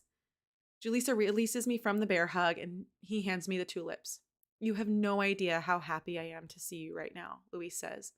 Thanks. Tulips are my favorite, I tell him. I know, he says, looking down at the carpet. How did you know? Jaleesa asks the question I'm wondering. Luis looks straight into my eyes. You told us last spring when we went to the concert in the park. I can't believe he remembered. Yes, an actual boy remembered what your favorite flowers are. That's a sign, Lara. That's a sign. A group of us went to a free concert in the park downtown last spring. Literally a year ago, you said this and he remembered. That's a sign. It was a beautiful sunny Sunday and they'd set up a stage under a tent. The daffodils and tulips were out and the leaves were back on the trees and everything seemed hopeful again, especially for me, because I'd made new friends after Bree dumped me. That he cared enough to remember something so small about me makes me cry. What's the matter? He asks, worried as tears stream down my cheeks. I'm sorry, I thought they would make you happy. They do, I sniff. I just can't believe you remembered. Luis looks totally confused. I will never, ever understand girls, he says with a sigh. Jaleesa puts her arm around me. Tontito, you don't need to understand. All you need to understand is that Lara likes the flowers, okay? But if she likes them, why is she crying? Luis asks, running his hand through his thick, dark hair. The poor guy is so bewildered I can't help giggling despite my tears. I'd probably be confused if I were him. It's complicated, I say, glancing at Jaleesa, who starts laughing too. Luis finally throws up his hands, says something in Spanish I don't understand, and joins in the laughter. I realize how happy I am to see them, that it's the first time I've really laughed like that since that awful night. Later that night, I'm in bed trying to think of a third thing for my gratitude list when the phone rings. I had already written the first 2. Number 1, Luis remembered I like tulips and brought me some. Come on, girl. Like, you were crushing on Christian and like you don't even notice this guy crushing on you? Come on. Number 2, Mom was so busy with work that he didn't bother me for an entire hour and a half. I got to be alone, even if she could watch me out of the kitchen window. I'd gone outside to read. Luckily, the visual problems I had after the overdose turned out to be temporary. But instead, I ended up just listening to the leaves rustling as the breeze blew them from the branches to meet their fallen comrades below, and the geese honking as they flew south from Canada in a perfect V. I also listened to the thoughts in my head, and the whats and the whys and the hows and the whos. And even though they made me sad and mad, at least I could just sit there with them and have them go through my head without anyone trying to process them. They were just there. But I'm stuck on the third thing. My life is very limited at the moment. I go from home to Linda's office and back home again. I'm not allowed on the internet except to do the schoolwork my teachers send home. And when I do that, Mom is in the same room, constantly looking over my shoulder to make sure I'm not on Facebook or chatting with anyone. What she doesn't understand is that now that I know Christian wasn't real, I'm afraid to start all that up again. Because what if I make the same mistake again? So true. I miss my cell phone more than Facebook or Instagram or anything else. My parents haven't even let me have that back yet because I might go online with it. So I can't even text my friends. I say they can turn the data off, but they said there's always Wi-Fi, and besides, I have to earn the privilege. I'm a lab specimen under a constant observation. It's as irritating for mom as it is for me. She's really resentful about how timekeeping an eye on me is taking away from her work and the campaign. Obviously, yeah, it's unfortunate. She's trying to be a good mom, so she doesn't come straight out and say it, but it comes out in a lot of little ways. Sometimes she takes me for walks around the neighborhood to get some fresh air, but really so I get some exercise. I've already done enough damage to her campaign by being mentally unstable. I can't compound it by getting fat again. I wonder if mom will ever stop thinking of me as her problem child. I wonder if I'll ever stop being one. When I hear the phone ring so late, I'm afraid that someone is in the hospital or worse, has died. That's what those calls usually mean. Late night calls are never about good news. My stomach clenches. Is it Grandpa, who has angina? Or Nana, whose cancer has been in remission? Don't let Nana's cancer have come back. That's enough bad stuff going on right now. Please, please, please, please. It's interesting that like Lara and Bree do this kind of the same thing, right? Like the phone ringing late is not about her. Like the same way that the police at the front door for Bree are not about Bree. Like it's so interesting that they do the same thing. Dad's angry shout of "what?" is so loud I hear Sid stir in her sleep next door. Tells me the call isn't about death or illness, it's something else. For once, I'm glad about my open door restriction because I can hear what's going on. Finally. 3. Open door policy helps me eavesdrop better. Where did you hear this? Dad yells. I hear Mom telling him to stop shouting because he'll wake the girls. A little late for that, Mom. Sid stands in my doorway, bleary-eyed and bedheaded. What's Dad shouting about? Haven't a clue, I tell her. She comes in and collapses in a huddle on the end of my bed, her head resting on my stuffed Hedwig. What kind of sick? What is it, Pete? Mom interrupts him. Who's on the phone? A reporter from the Lake Hills Independent, Dad tells her, then recommences his rant. Pete, tell them no comment and hang up now, Mom hisses at Dad. No comment. Goodbye. Sid and I look at each other as we hear the phone slam back in the cradle.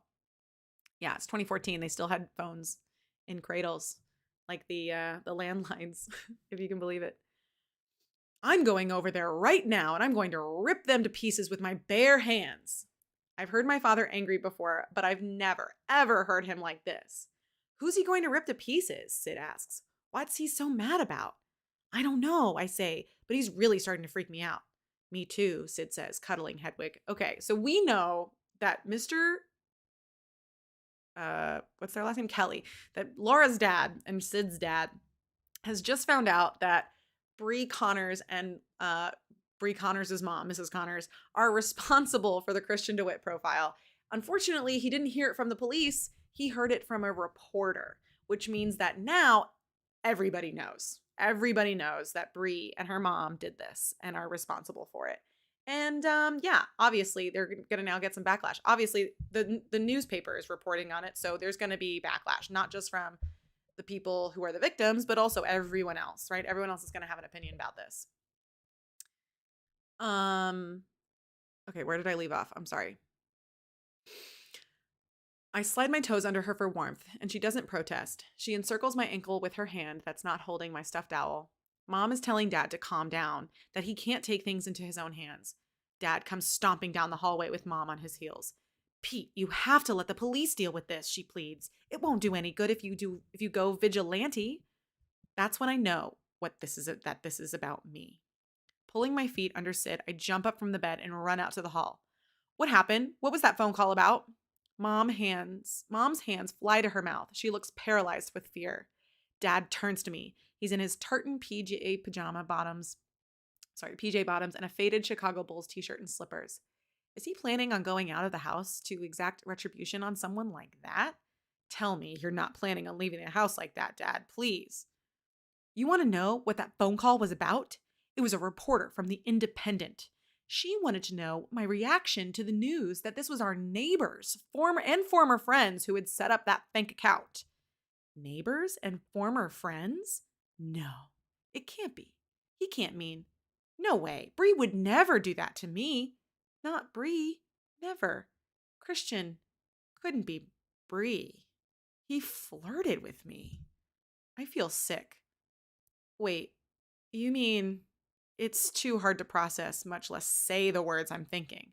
Yes, Dad snaps. I mean the Connorses, your best friend Bree and her mother, Mary Jo. That's who you've been talking to all this time. Christian used the L word. Then told me the world would be a better place without me in it.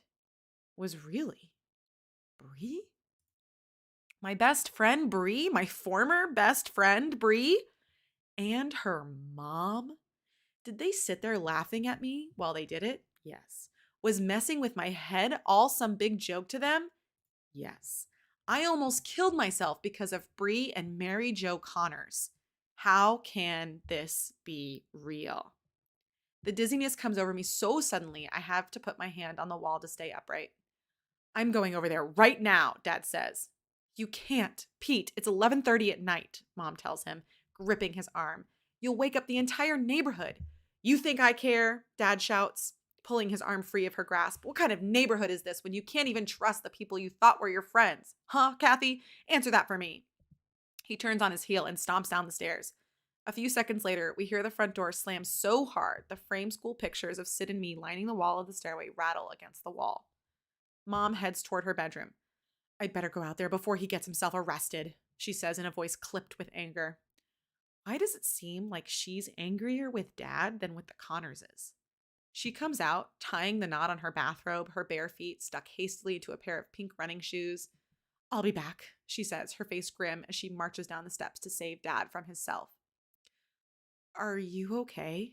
Sid puts her hand on my shoulder tentatively, like she's afraid I'm going to shake it off. But I don't.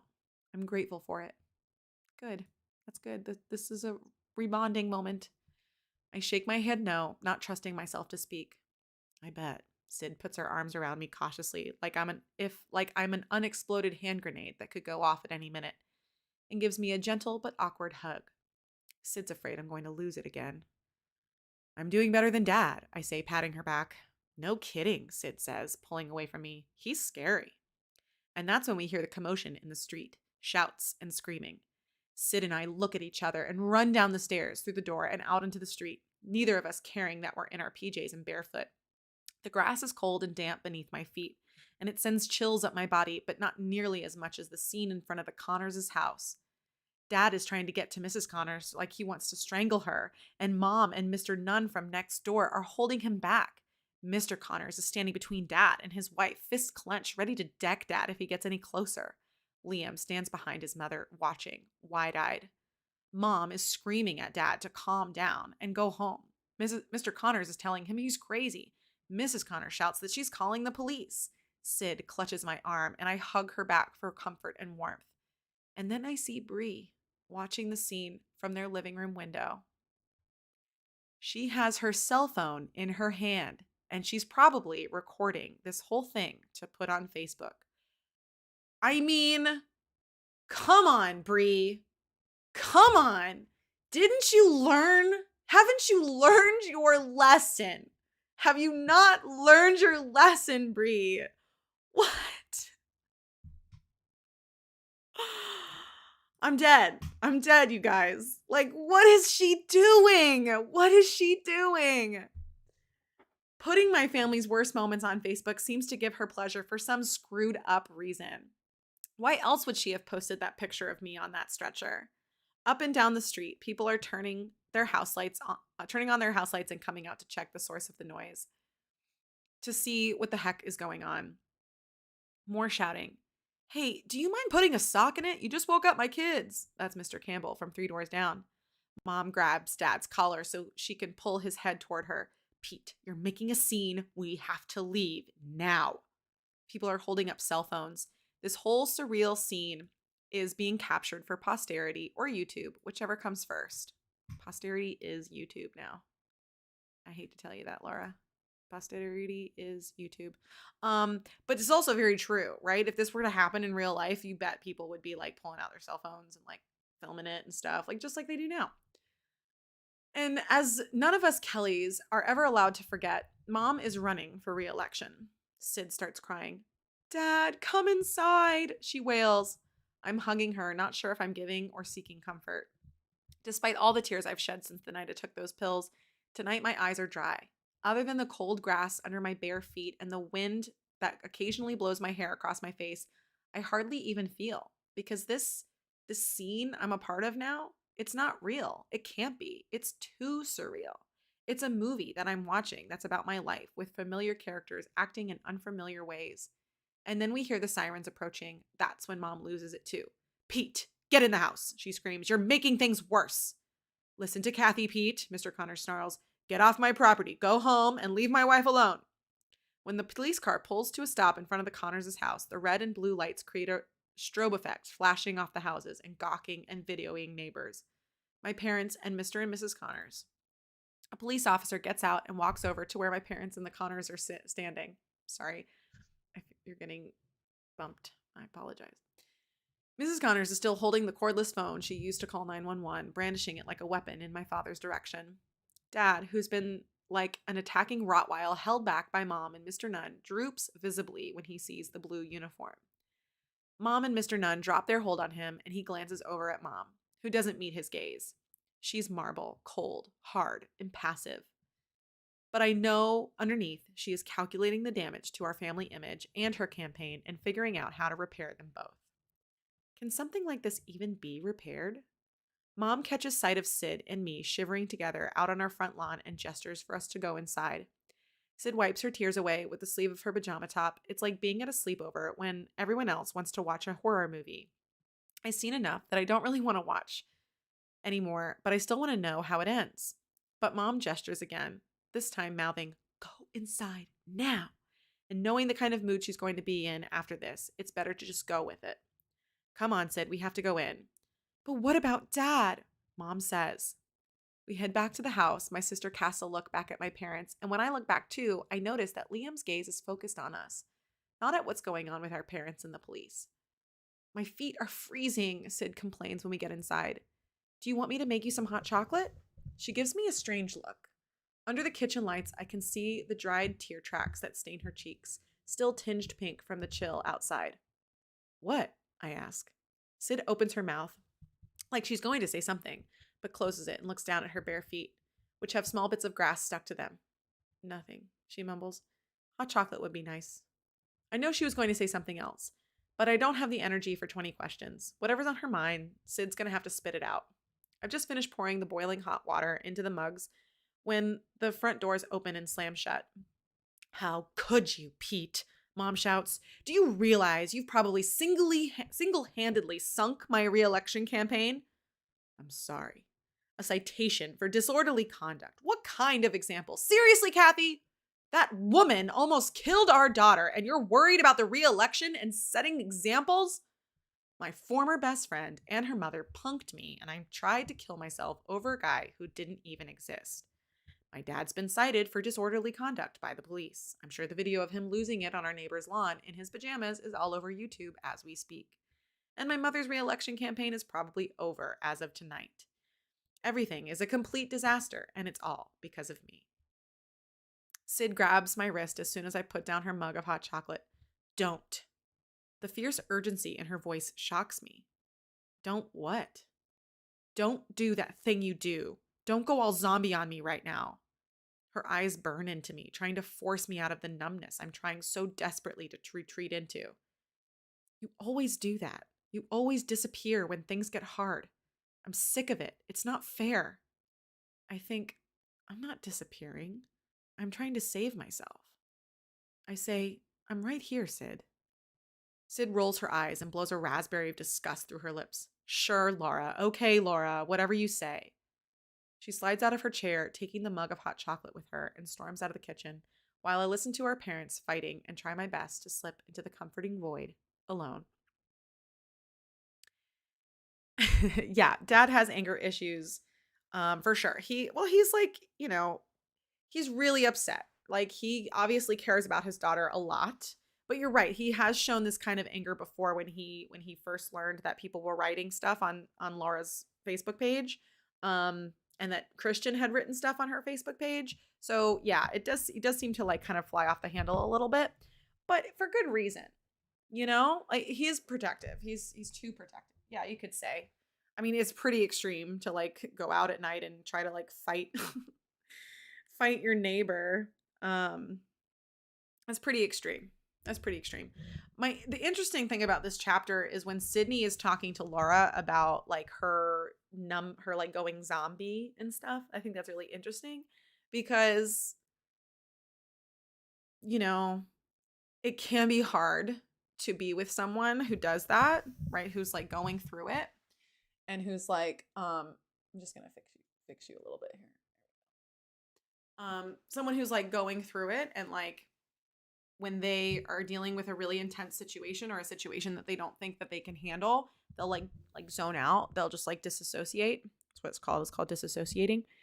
And that's what she's doing. She's disassociating from the experience because she's just like, she's been overly stimulated. Her emotions have been overly stimulated. So like when Sid says to her, don't do that, right? Don't go away. Like, don't disappear, you know, like she's asking her to not disassociate because she needs her. Like, she needs her to be attentive and like with her, you know, like Sid does like want her sister to be there with her and like deal with this, help her deal with this too. Yeah.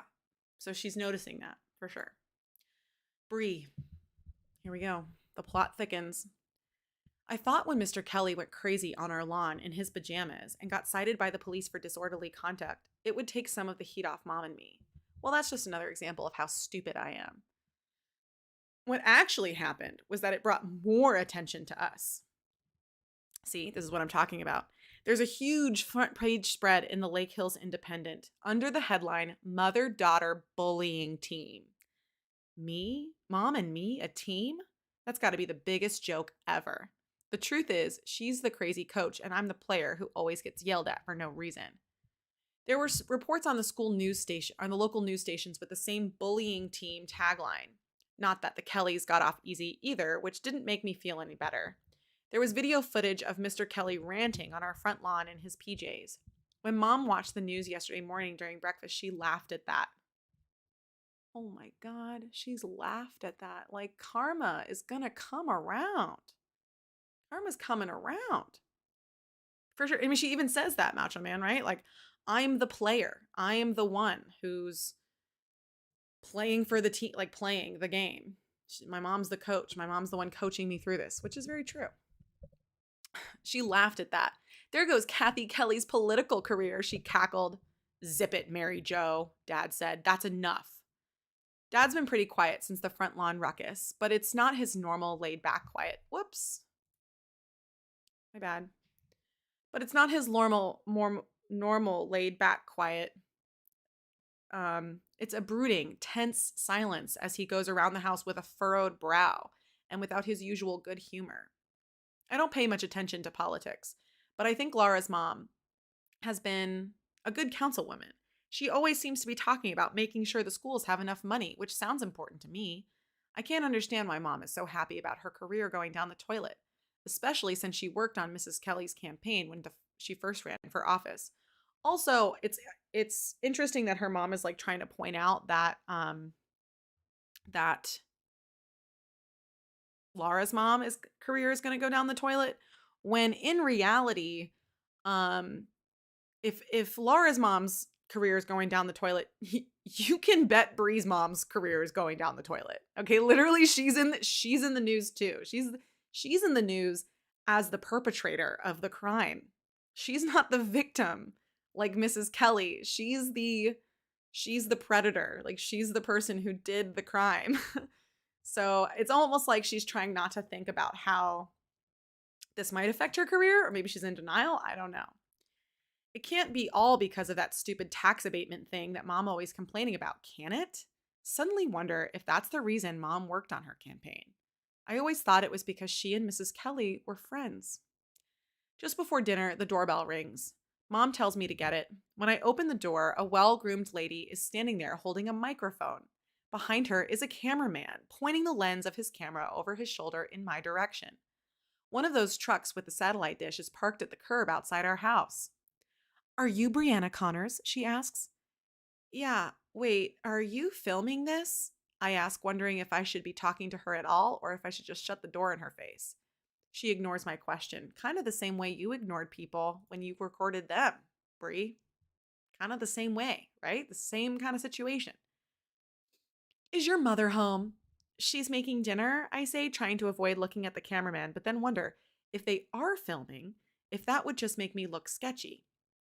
"You're already looking sketchy, Bree." "Well, can you get her?" "Fine, snippy reporter lady. Be that way." "Mom," I shout without moving from the doorway. "There's a TV reporter here to see you." "You were Lara Kelly's best friend. Why would you do this to someone you allegedly cared about?" She sticks her big black microphone right next to my mouth, staring at me accusingly, and I freeze, panic-stricken. I don't want a microphone in my face. I don't want to be there at all. I want to be in my room with the curtains closed, hiding under the covers, shutting the rest of the world out. Uh-oh. That's not good. Okay. Hopefully that doesn't mean what I think it means. We might be ending early. We might not get to the end today. I might have to do it tomorrow too. Hey, mashed potatoes. Okay, sorry. So she's being interviewed by the reporter. I don't want to be a microphone in my face. I don't want to be there at all. I want to be in my room with the curtains closed, hiding in the covers, shutting the rest of the world out. I didn't mean to. You didn't mean to create a fake profile to trick her? No, I didn't. What's going on here? Mom says. I didn't give my consent for you to interview my daughter. She's a minor. They need mom's permission to interview me? Normally, that would make me mad because I'm old enough to make my own decisions. But at this moment, I just feel relieved. I apologize, says the reporter, but she doesn't look or sound the teensy bit sorry. Do we have your permission to interview your daughter, Mrs. Connors? I hold my breath, hoping Mom won't agree. No, she says, and I exhale my relief. Get lost. Mom turns to me. Go finish your homework. I already finished it, but I use the excuse to escape into the family room. Still, I notice that I don't hear the front door slam shut for another 5 minutes. Oh, so maybe Bree's mom likes it? Maybe she's liking this attention? Ew, that's weird.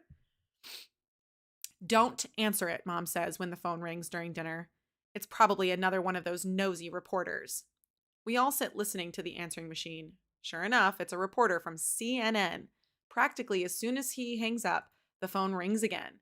This time, it's a woman who says she works for Nancy Grace on Fox. Okay, so this is a big deal. Like, Bree doesn't know this, but like the fact that obviously it's not just the local news anymore. Nancy Grace on Fox is a national news reporter. CNN is a national news reporter. Maybe that's what she thinks, Macho Man. Maybe she thinks she'll get more sales if she has more attention, if she has her name out there.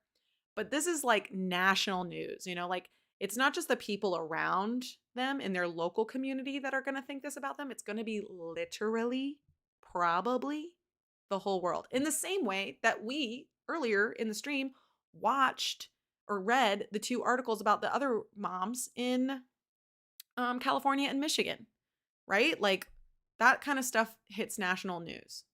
I doubt that she's really thinking she's going to be a national real estate salesperson. I don't even know if that's possible. Okay, probably is, but I don't know. For crying out loud, Mary Jo, Dad says, getting up and turning both the answering machine volume and the phone ringer to silent. This is giving me indigestion. What do you expect me to do about it? Mom asks. Dad opens his mouth to retort, but the doorbell rings again. Liam jumps up to get it. Ignore it, Dad says. But Dad, what if it's... I said ignore it, Dad shouts. Liam sits back down, muttering, fine. But then the doorbell rings another time. I exchange a glance with Liam. How are we supposed to eat dinner if the doorbell keeps ringing and Dad won't let anyone answer it? Between the phone, the doorbell, and the obvious tension between my parents, I've pretty much lost my appetite anyway. Then I see movement in the corner of my eye. It looks like there is something, or someone, outside the kitchen window. I scream. What on earth? Mom exclaims. There's someone outside. I saw them, I shout. That does it, Dad says. He runs out to the garage and comes back a few minutes later with Liam's baseball bat. Striding over to the back door, he flings it open, turns on the outside light, and starts shouting at the camera crew to get off his property right now or he will call the police. And if you step foot on my property again, I'll do more than make a phone call, he says, waving the baseball bat around menacingly. He looks and sounds crazy, not like my normal, level-headed teddy bear of a dad. After he slams the kitchen door shut and locks it, he closes the blinds in the kitchen. Go shut the curtains in the front of the house, he orders. Keep the lights off while you do it. Okay, mashed potatoes, let's not be too creepy. Okay? Let's be normal. Don't be creepy. I creep into the living room, feeling like I'm in some action movie and our house is surrounded by bad guys. There is a little bit of light from the street, but in the shadows, I scrape my ankle against the corner of the end table, deep enough to draw blood. When I get to the window, I peer out before pulling the curtain cord. What I see turns my stomach. It's unreal. It is the kind of thing that happens to other people, not people like us. There is a cluster of TV trucks lining the street between our house and the Kellys. Reporters and camera people and guys with lights blocking the sidewalk and our driveways. Some of our neighbors across the street are on their front porches watching the commotion. I yank the cord, shutting them all out, and stumble my way through the darkness back to the light of the hallway. Did you see what's out front? Liam asks as he emerges from the dining room. I nod slowly, waiting for him to say something about how it's all my fault, but he doesn't. He's pale under his freckles. He looks as scared as I feel. The neighbors are going to love us, Dad mutters as he sits back down at the kitchen table. And I'm not talking about the Kellys. You're always worried about what everyone is going to think, Sean, Mom says. Dad glares at her. Maybe if you and Bree had worried about that a little more, we wouldn't be in this mess, he snaps. I stare down at my plate, feeling like the worst daughter in the world. It's one thing disappointing Mom, because she's used to it. I'm used to doing that. But Dad? Suddenly, my parents' cell phones start buzzing. They must have decided to try our work numbers, Mom says. Great, Dad says sarcastically. This is going to do wonders for business. People are already making comments when they come into the store to buy parts. Don't start, Sean, Mom warns him. What do you mean, don't start, Mary Jo? I didn't start this. I didn't even know about this until the police showed up, Dad says, his voice rising with anger. He's obviously been keeping all that quiet. Bree started this, and when you discovered what she was doing, instead of giving her consequences, you didn't just encourage her, you took part in it yourself. Oh, so it's all my fault, is it? Mom shouts at him. Is that what you're saying? Yes, that's what we're saying. That's what we're saying. Yes, it is all your fault, Mom. That's what we're saying. Hi, Lily Plays. Hi, welcome. Don't worry, mashed potatoes. I know you're cool. Just we're gonna keep it 100, okay? In the chat. All right. Yeah, so this is funny. Like Bree clearly is fully understanding like that it's her fault. Like she's like obviously just she's sad that she's disappointed her dad. Welcome. Welcome, Lily Plays. But her mom is like so oblivious that there should be consequences, right? She's so oblivious.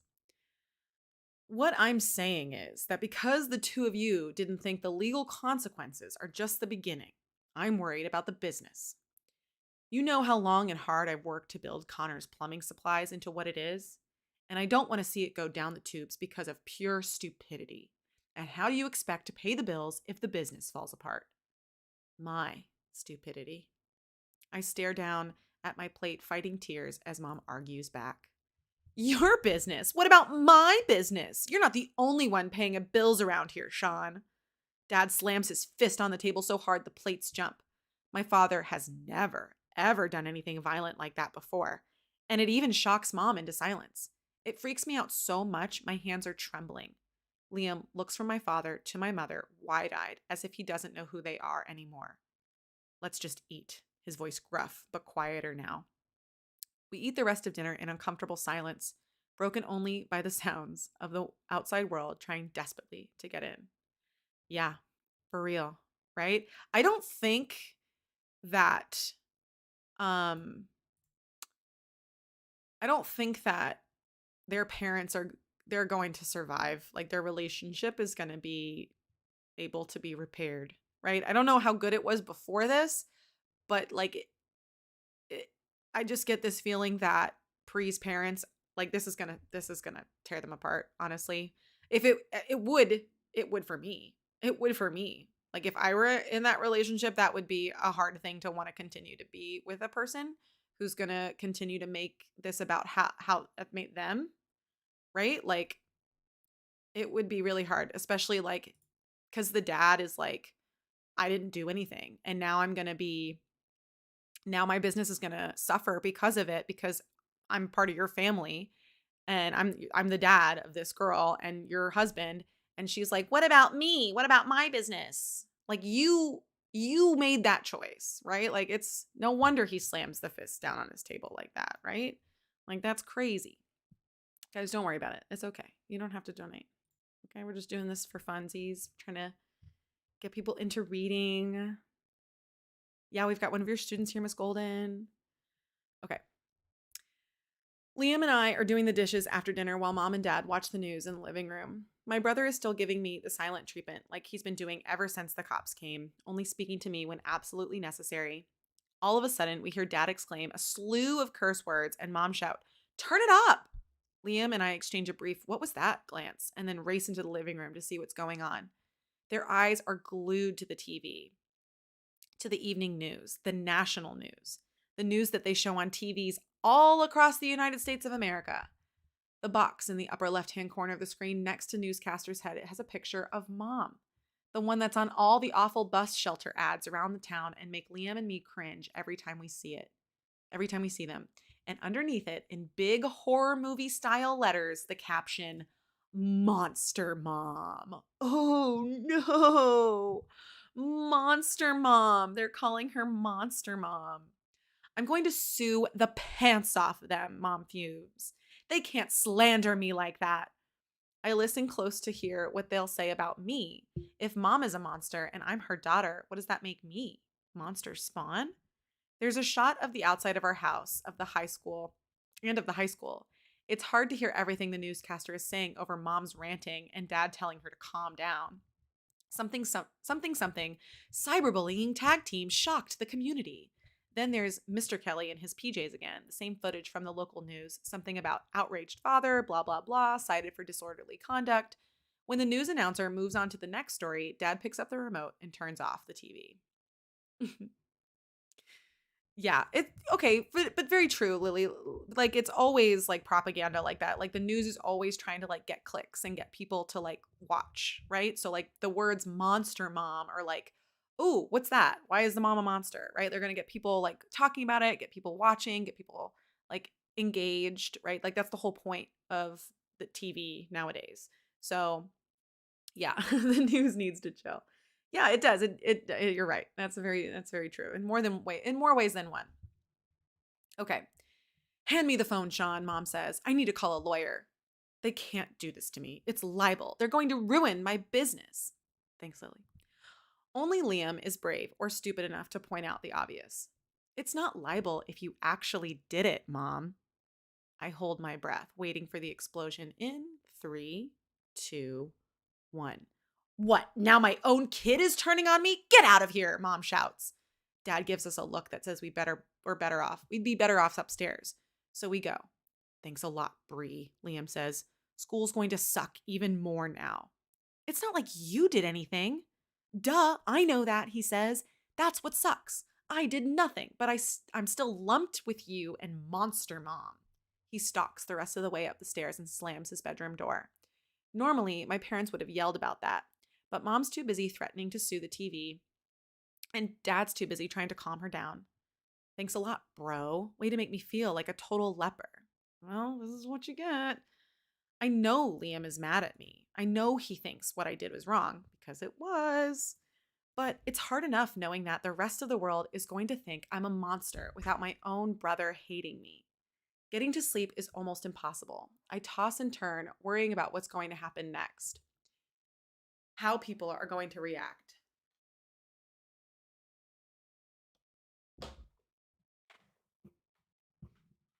When I finally get to sleep, my dreams are filled with nightmares of me being chased by enormous black microphones, all asking, "Why, Bree? Why did you do this?"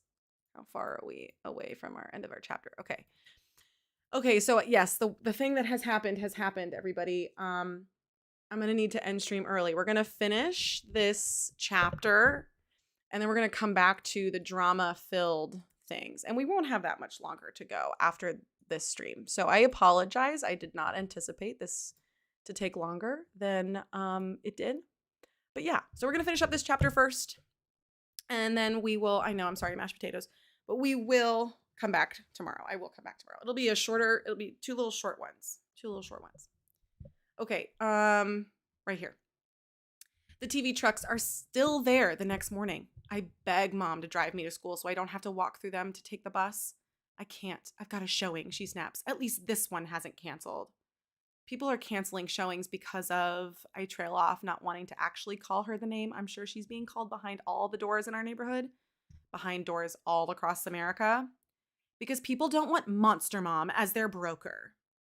I'll take you, Dad offers. How about you, champ? Do you want to ride? Nah, I'll take the bus, Liam says. Are you sure? Dad says. You don't want to have to walk through the mob outside? I'm sure. I'm going to leave early and cut through the nun's backyard.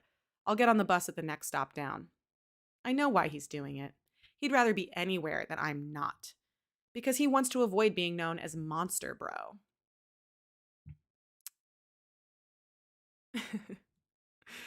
Yeah, Lily plays. Yeah, why not? You can. But, you don't have to. It's not a big deal. Because we have hit our time limit is coming up, and I'm need to finish. So tomorrow, for seriously, for real, Macho Man, for real tomorrow, and we'll do more in-depth stuff tomorrow as well. Okay, she's in the car with her dad.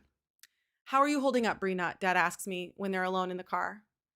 This is all pretty insane, huh? Yeah, I mumble, looking out the window. I had a bunch of really nasty voicemails on my cell when I woke up this morning, Dad says. There are some sick people in this world. The news made it sound like Mom's the one who's sick, and me. I look at him and ask the question that's been haunting me all night. Am I, Dad? My father doesn't respond right away, and I turn to look at him, wondering if he thinks I'm some kind of sicko too.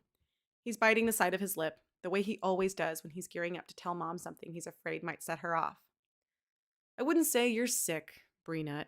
You're a teenager who made some, he pauses, searching for the right words, very foolish decisions. He means bad decisions, because he thinks I'm bad. Dad's the one person in my family who even slightly understands me, and even he thinks I'm screwed up. As a result, we've decided to take away your computer privileges. From now on, if you need the computer to do your homework, you'll have to wait till I get home from work to supervise. But Dad, there's no negotiating on this, Bree. I want to ask him what Mom's punishment is going to be, but I know that'll just make him angrier. Still, the unfairness of it means I have to fight the lump welling up in my throat to get out of the next question. What do you think's going to happen? Dad glances away from the road to look at me for a second. I wish I knew, honey. We're in uncharted territory here. I wanted him to reassure me, to say everything is going to be okay, even if he had to lie. But Dad's never been a fibbing kind of parent. Like when Grandma died, he didn't say, she went to heaven, or was with God now, or any of that stuff people normally say to kids so they can avoid saying the D word. He just cuddled Liam and me on either side of him and told us that she died, flat out. She died, but she loved us, and it was okay to feel sad because we were going to miss her. That he was feeling sad because he missed her. But we would also remember all the fun things about her because that's what she wanted us to do. And then he told us all the funny stories about things Grandma did when he was a kid, which got Liam and me remembering stuff too. I still cried harder that night when I went to bed, but that was okay too. Dad held me, tears soaking into his shirt, and his eyes were wet too. So their dad is a good dad, right? Their dad is like a good dad. Like he is doesn't want to lie to them. He doesn't want to sugarcoat stuff for them, but he's still gonna be there for them, you know? The one thing I do know is that things are going to get worse before they get better. Dad continues. With all this press coverage, the voicemails, the emails, just since the news last night, I've had over 1,000 emails through my website. None of them pleasant. Daddy, I don't want to go to school. I don't feel well. Here's the thing, honey. You made a big mistake. You did something that was pretty stupid and very wrong. And now there are consequences. He looks at me with such sadness and disappointment in his eyes that it's much worse than if he were shouting. I wish you'd taken a little time to stop and think about the consequences before you did what you did, but you didn't. He sighs. And neither did your mother, unfortunately. He reaches over and pats my leg. Be strong, Breenette. You'll get through this. He pauses. We all will, somehow. It's like he's trying to convince himself as well as me, which tells me how totally screwed I am just as we pull into the school parking lot. My stomach turns over and I'm afraid the Cheerios I had for breakfast are about to come up in a totally uncheery way. Please, can't I just come to work with you? I can help in the stockroom or something. Dad pulls up next to the curb and puts the car in park. Honey, no problem, big or small, gets solved by running away from it. When you make mistakes, the only way to face them is head on. And he gives good advice. He reaches over, pulls my head towards him, and kisses the top of my hair, despite my reluctance. Hang in there. See you later, alligator.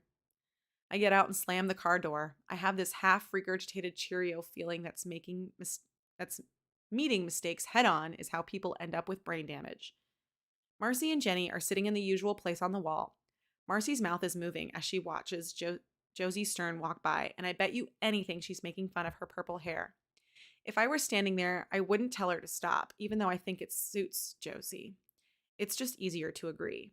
To disagree would risk Marcy turning her sharp tongue on me, which I'm afraid she's going to do anyway, now that I'm the monster spawn of Monster Mom. Does Marcy know that I told the police about her? Maybe. If she's mad at me, I don't blame her. Well, that's good. It's becoming more obvious that I'm a horrible friend to everyone. I think about going around the long way and sneaking in the gym entrance to avoid finding out. But then Jenny turns and sees me. She waves, so I'm trapped. I walk over slowly, waiting and dreading. It's Bree Connors, our local celebrity, Marcy says really loudly so everyone standing nearby can hear. Hey, bestie, can I have your autograph? I swallow the Cheerios back into my stomach with relief. I guess the police haven't spoken to her yet, and I should have figured that Marcy would think being the bestie of a nationwide TV story was better gig than ragging on me. She puts her arm around me. How are you doing, Bree? She asks. Are you totally freaking? It's not a whole lot of fun at the moment, I admit. Can you believe that video of Lara's dad losing it on your front lawn in his PJs? Marcy says. I was dying. It's pretty surreal, I say, especially when the cops showed up. Maybe that's where Lara gets it from. Marcy says, being crazy, I mean. Jenny's just been standing there, not laughing, not saying anything. But then unexpectedly, she speaks up. All right, Jenny, let's go. I don't blame him, she says. I'd go crazy too if you and your mom did what you did to my kid, if I had a kid, that is. Who are you getting so judgmental all of a sudden? Marcy asks. Jenny ignores her and instead looks straight at me. I'm sorry, Bree, but what you did was terrible. Lara almost died. Doesn't that bother you? Jenny's always been so quiet and mild, more of a follower than a leader. But now her blue eyes flash with angry, indignant fire, and it's directed right at me. Of course it bothers me. I never expected her to, try to kill herself. What did you expect exactly? Geez, Jenny, lighten up, Marcy says. It was just a joke, okay? It's not Bree's fault Lara's a psycho who couldn't take it. Jenny stares at Marcy as if she's really seeing her for the first time. Then she turns on her heel and stomps away into the building. Wow, what got into her? Marcy says. It must be that time of the month or something. I don't respond because deep down I'm pretty sure Jenny is the one who's right about me, and I wish I had the courage to say so. When I see Jenny, good job, Jenny. Good job. Okay, wait, are we close? Yeah, okay. When I see Jenny coming toward me in the hallway after second period, I'm about to turn the other way and escape to the bathroom to avoid her, but she calls my name. Bree, have you heard your outgoing voicemail message? She asks. There's a strange look on her face that makes me get the uncheerio feeling again. No, why would I? I don't call my own cell, I say. Jenny takes out her phone. I called you to apologize about this morning. I wanted to leave a message instead of texting because, well, I know things must be rough for you with everything that's going on. And well, I was kind of harsh, she says. I'm sorry. Okay, Jenny, you're good, but like you didn't need to say sorry to Bree. Like she totally deserved that. Hearing her say that brings a lump to my throat. You were honest, I tell her, but thanks. I didn't get your message. I leave my phone off in class. Then I think you better hear this, she says. She dials my cell number and hands me her phone, her face creased with concern. Instead of my usual, hi, it's Bree, you know what to do, so do it after the beep, my outgoing message says something else, something that makes my blood run cold. It says, I'm Brianna Connors, the sociopath who almost killed my best friend. Leave me a death threat, in a voice that isn't mine. My hands are trembling as I hand the phone back to Jenny. I dig my own cell out of my bag and turn it on. There are 70 voicemails. I push play, which is not the thing to do. No, don't do it. No, you know what you're going to hear. Don't do it. And I put it on speaker so Jenny can hear. I'm coming for you, sicko. I know where you live, is the first one. I go to push the button to delete it, wanting it off my phone, out of my life, out of existence. But Jenny pushes my finger away. No, Bree, you have to keep it for the police. I know she's right, but I don't want to carry my phone around with that on it. It's so scary. What if it's true? What if someone's really out there waiting, watching, wanting to hurt me for what I did to Lara? But by the third message, I'm crying. By the fifth one, I'm completely hysterical. Don't listen to any more of them, Bree, Jenny says, gently wrestling the phone out of my grasp. Let's go to the principal. She puts her arm around me and helps me walk down to the office. My legs are shaking so bad I can hardly walk, and it's hard to see through my tears. But Jenny's arm is solid and strong, and she keeps repeating that the adults will know what to do, that they'll call the police and everything's going to be okay and no one's going to hurt me, and that I shouldn't worry about those crazy messages say, and I'll be safe, and so will my family. I don't believe for a second that everything is going to be okay, but I need to hear her say the words. I don't believe her. But if they can find out my cell number and figure out how to change my outgoing message to tell people to leave me death threats, how can I ever really be safe again? So true.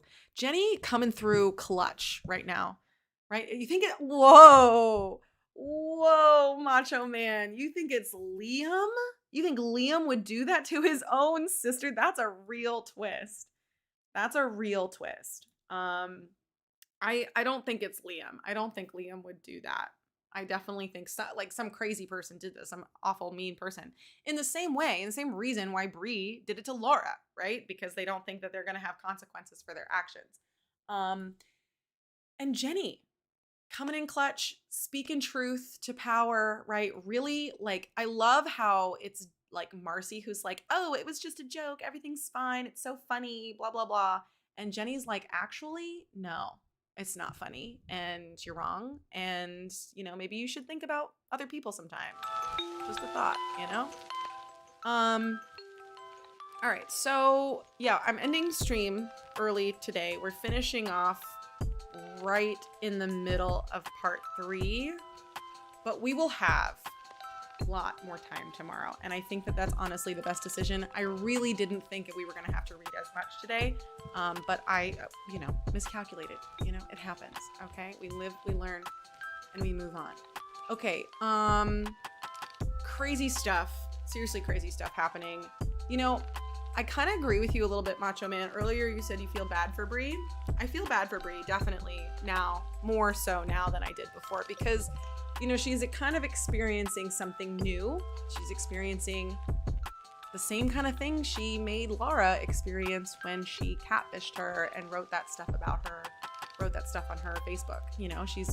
She's experiencing that same kind of like influx of hatred and mean comments, except it's way worse.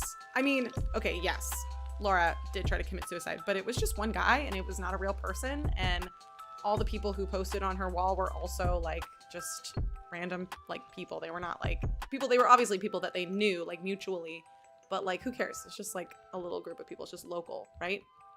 You know, Lara wasn't on national news when she tried to commit suicide, because that happens, right?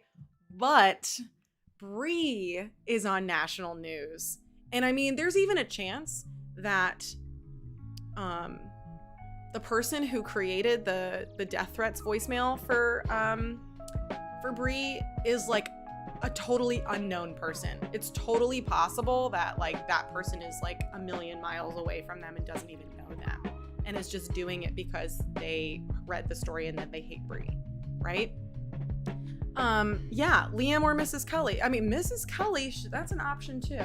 That's an option too. She might do dirty. She's a politician. I don't know. She's got a lot going on. For her to have to do that would be a lot of energy for her to put forth in a lot of drama that just keeps on churning. You know, Bree is really feeling the effects of her actions with this 100%. And, you know, it does make me feel bad for her. It's interesting because it doesn't seem like Bree's mom has fully learned her lesson yet though, right? Bree seems to have like got that slap in the face from Jenny, which was, and the death threats voicemail too, that seemed to really work, because now she's like fully realizing what's happening, what the consequences of her action are. But I don't know if her mom has learned her lesson yet. You know, her mom luckily still has clients that she's showing, which is good. She still has business, but I wonder for how long. If someone is already hacked, somebody has already hacked Bree's voicemail, how long is it going to take for them to hack her mom's website, her mom's real estate business? Like, I feel like that's just the next step, you know? And also, what's going to happen to Liam, right? Like, if Bree's dad is getting flack for his business, wonder how Liam is going to, like, what his repercussions are, you know? Yeah, so there's a lot happening here, and it does make us maybe feel a little sorry for Bree, because she's experiencing this immense backlash for her actions now that everyone's found out that she was Christian. So, okay, we're gonna come back to this tomorrow, okay? I promise we will come back to this tomorrow. We will start off on that part that we left off on, which was around page 245, and we will finish up part 3 of Backlash. Thank you so much for watching and chilling with me and reading tonight. I'm sorry we didn't get further than I had hoped, but we will get further. Yeah, we are at 3 hours, so we gotta go. It's 9 o'clock. So have a fabulous evening, and I will see you in class.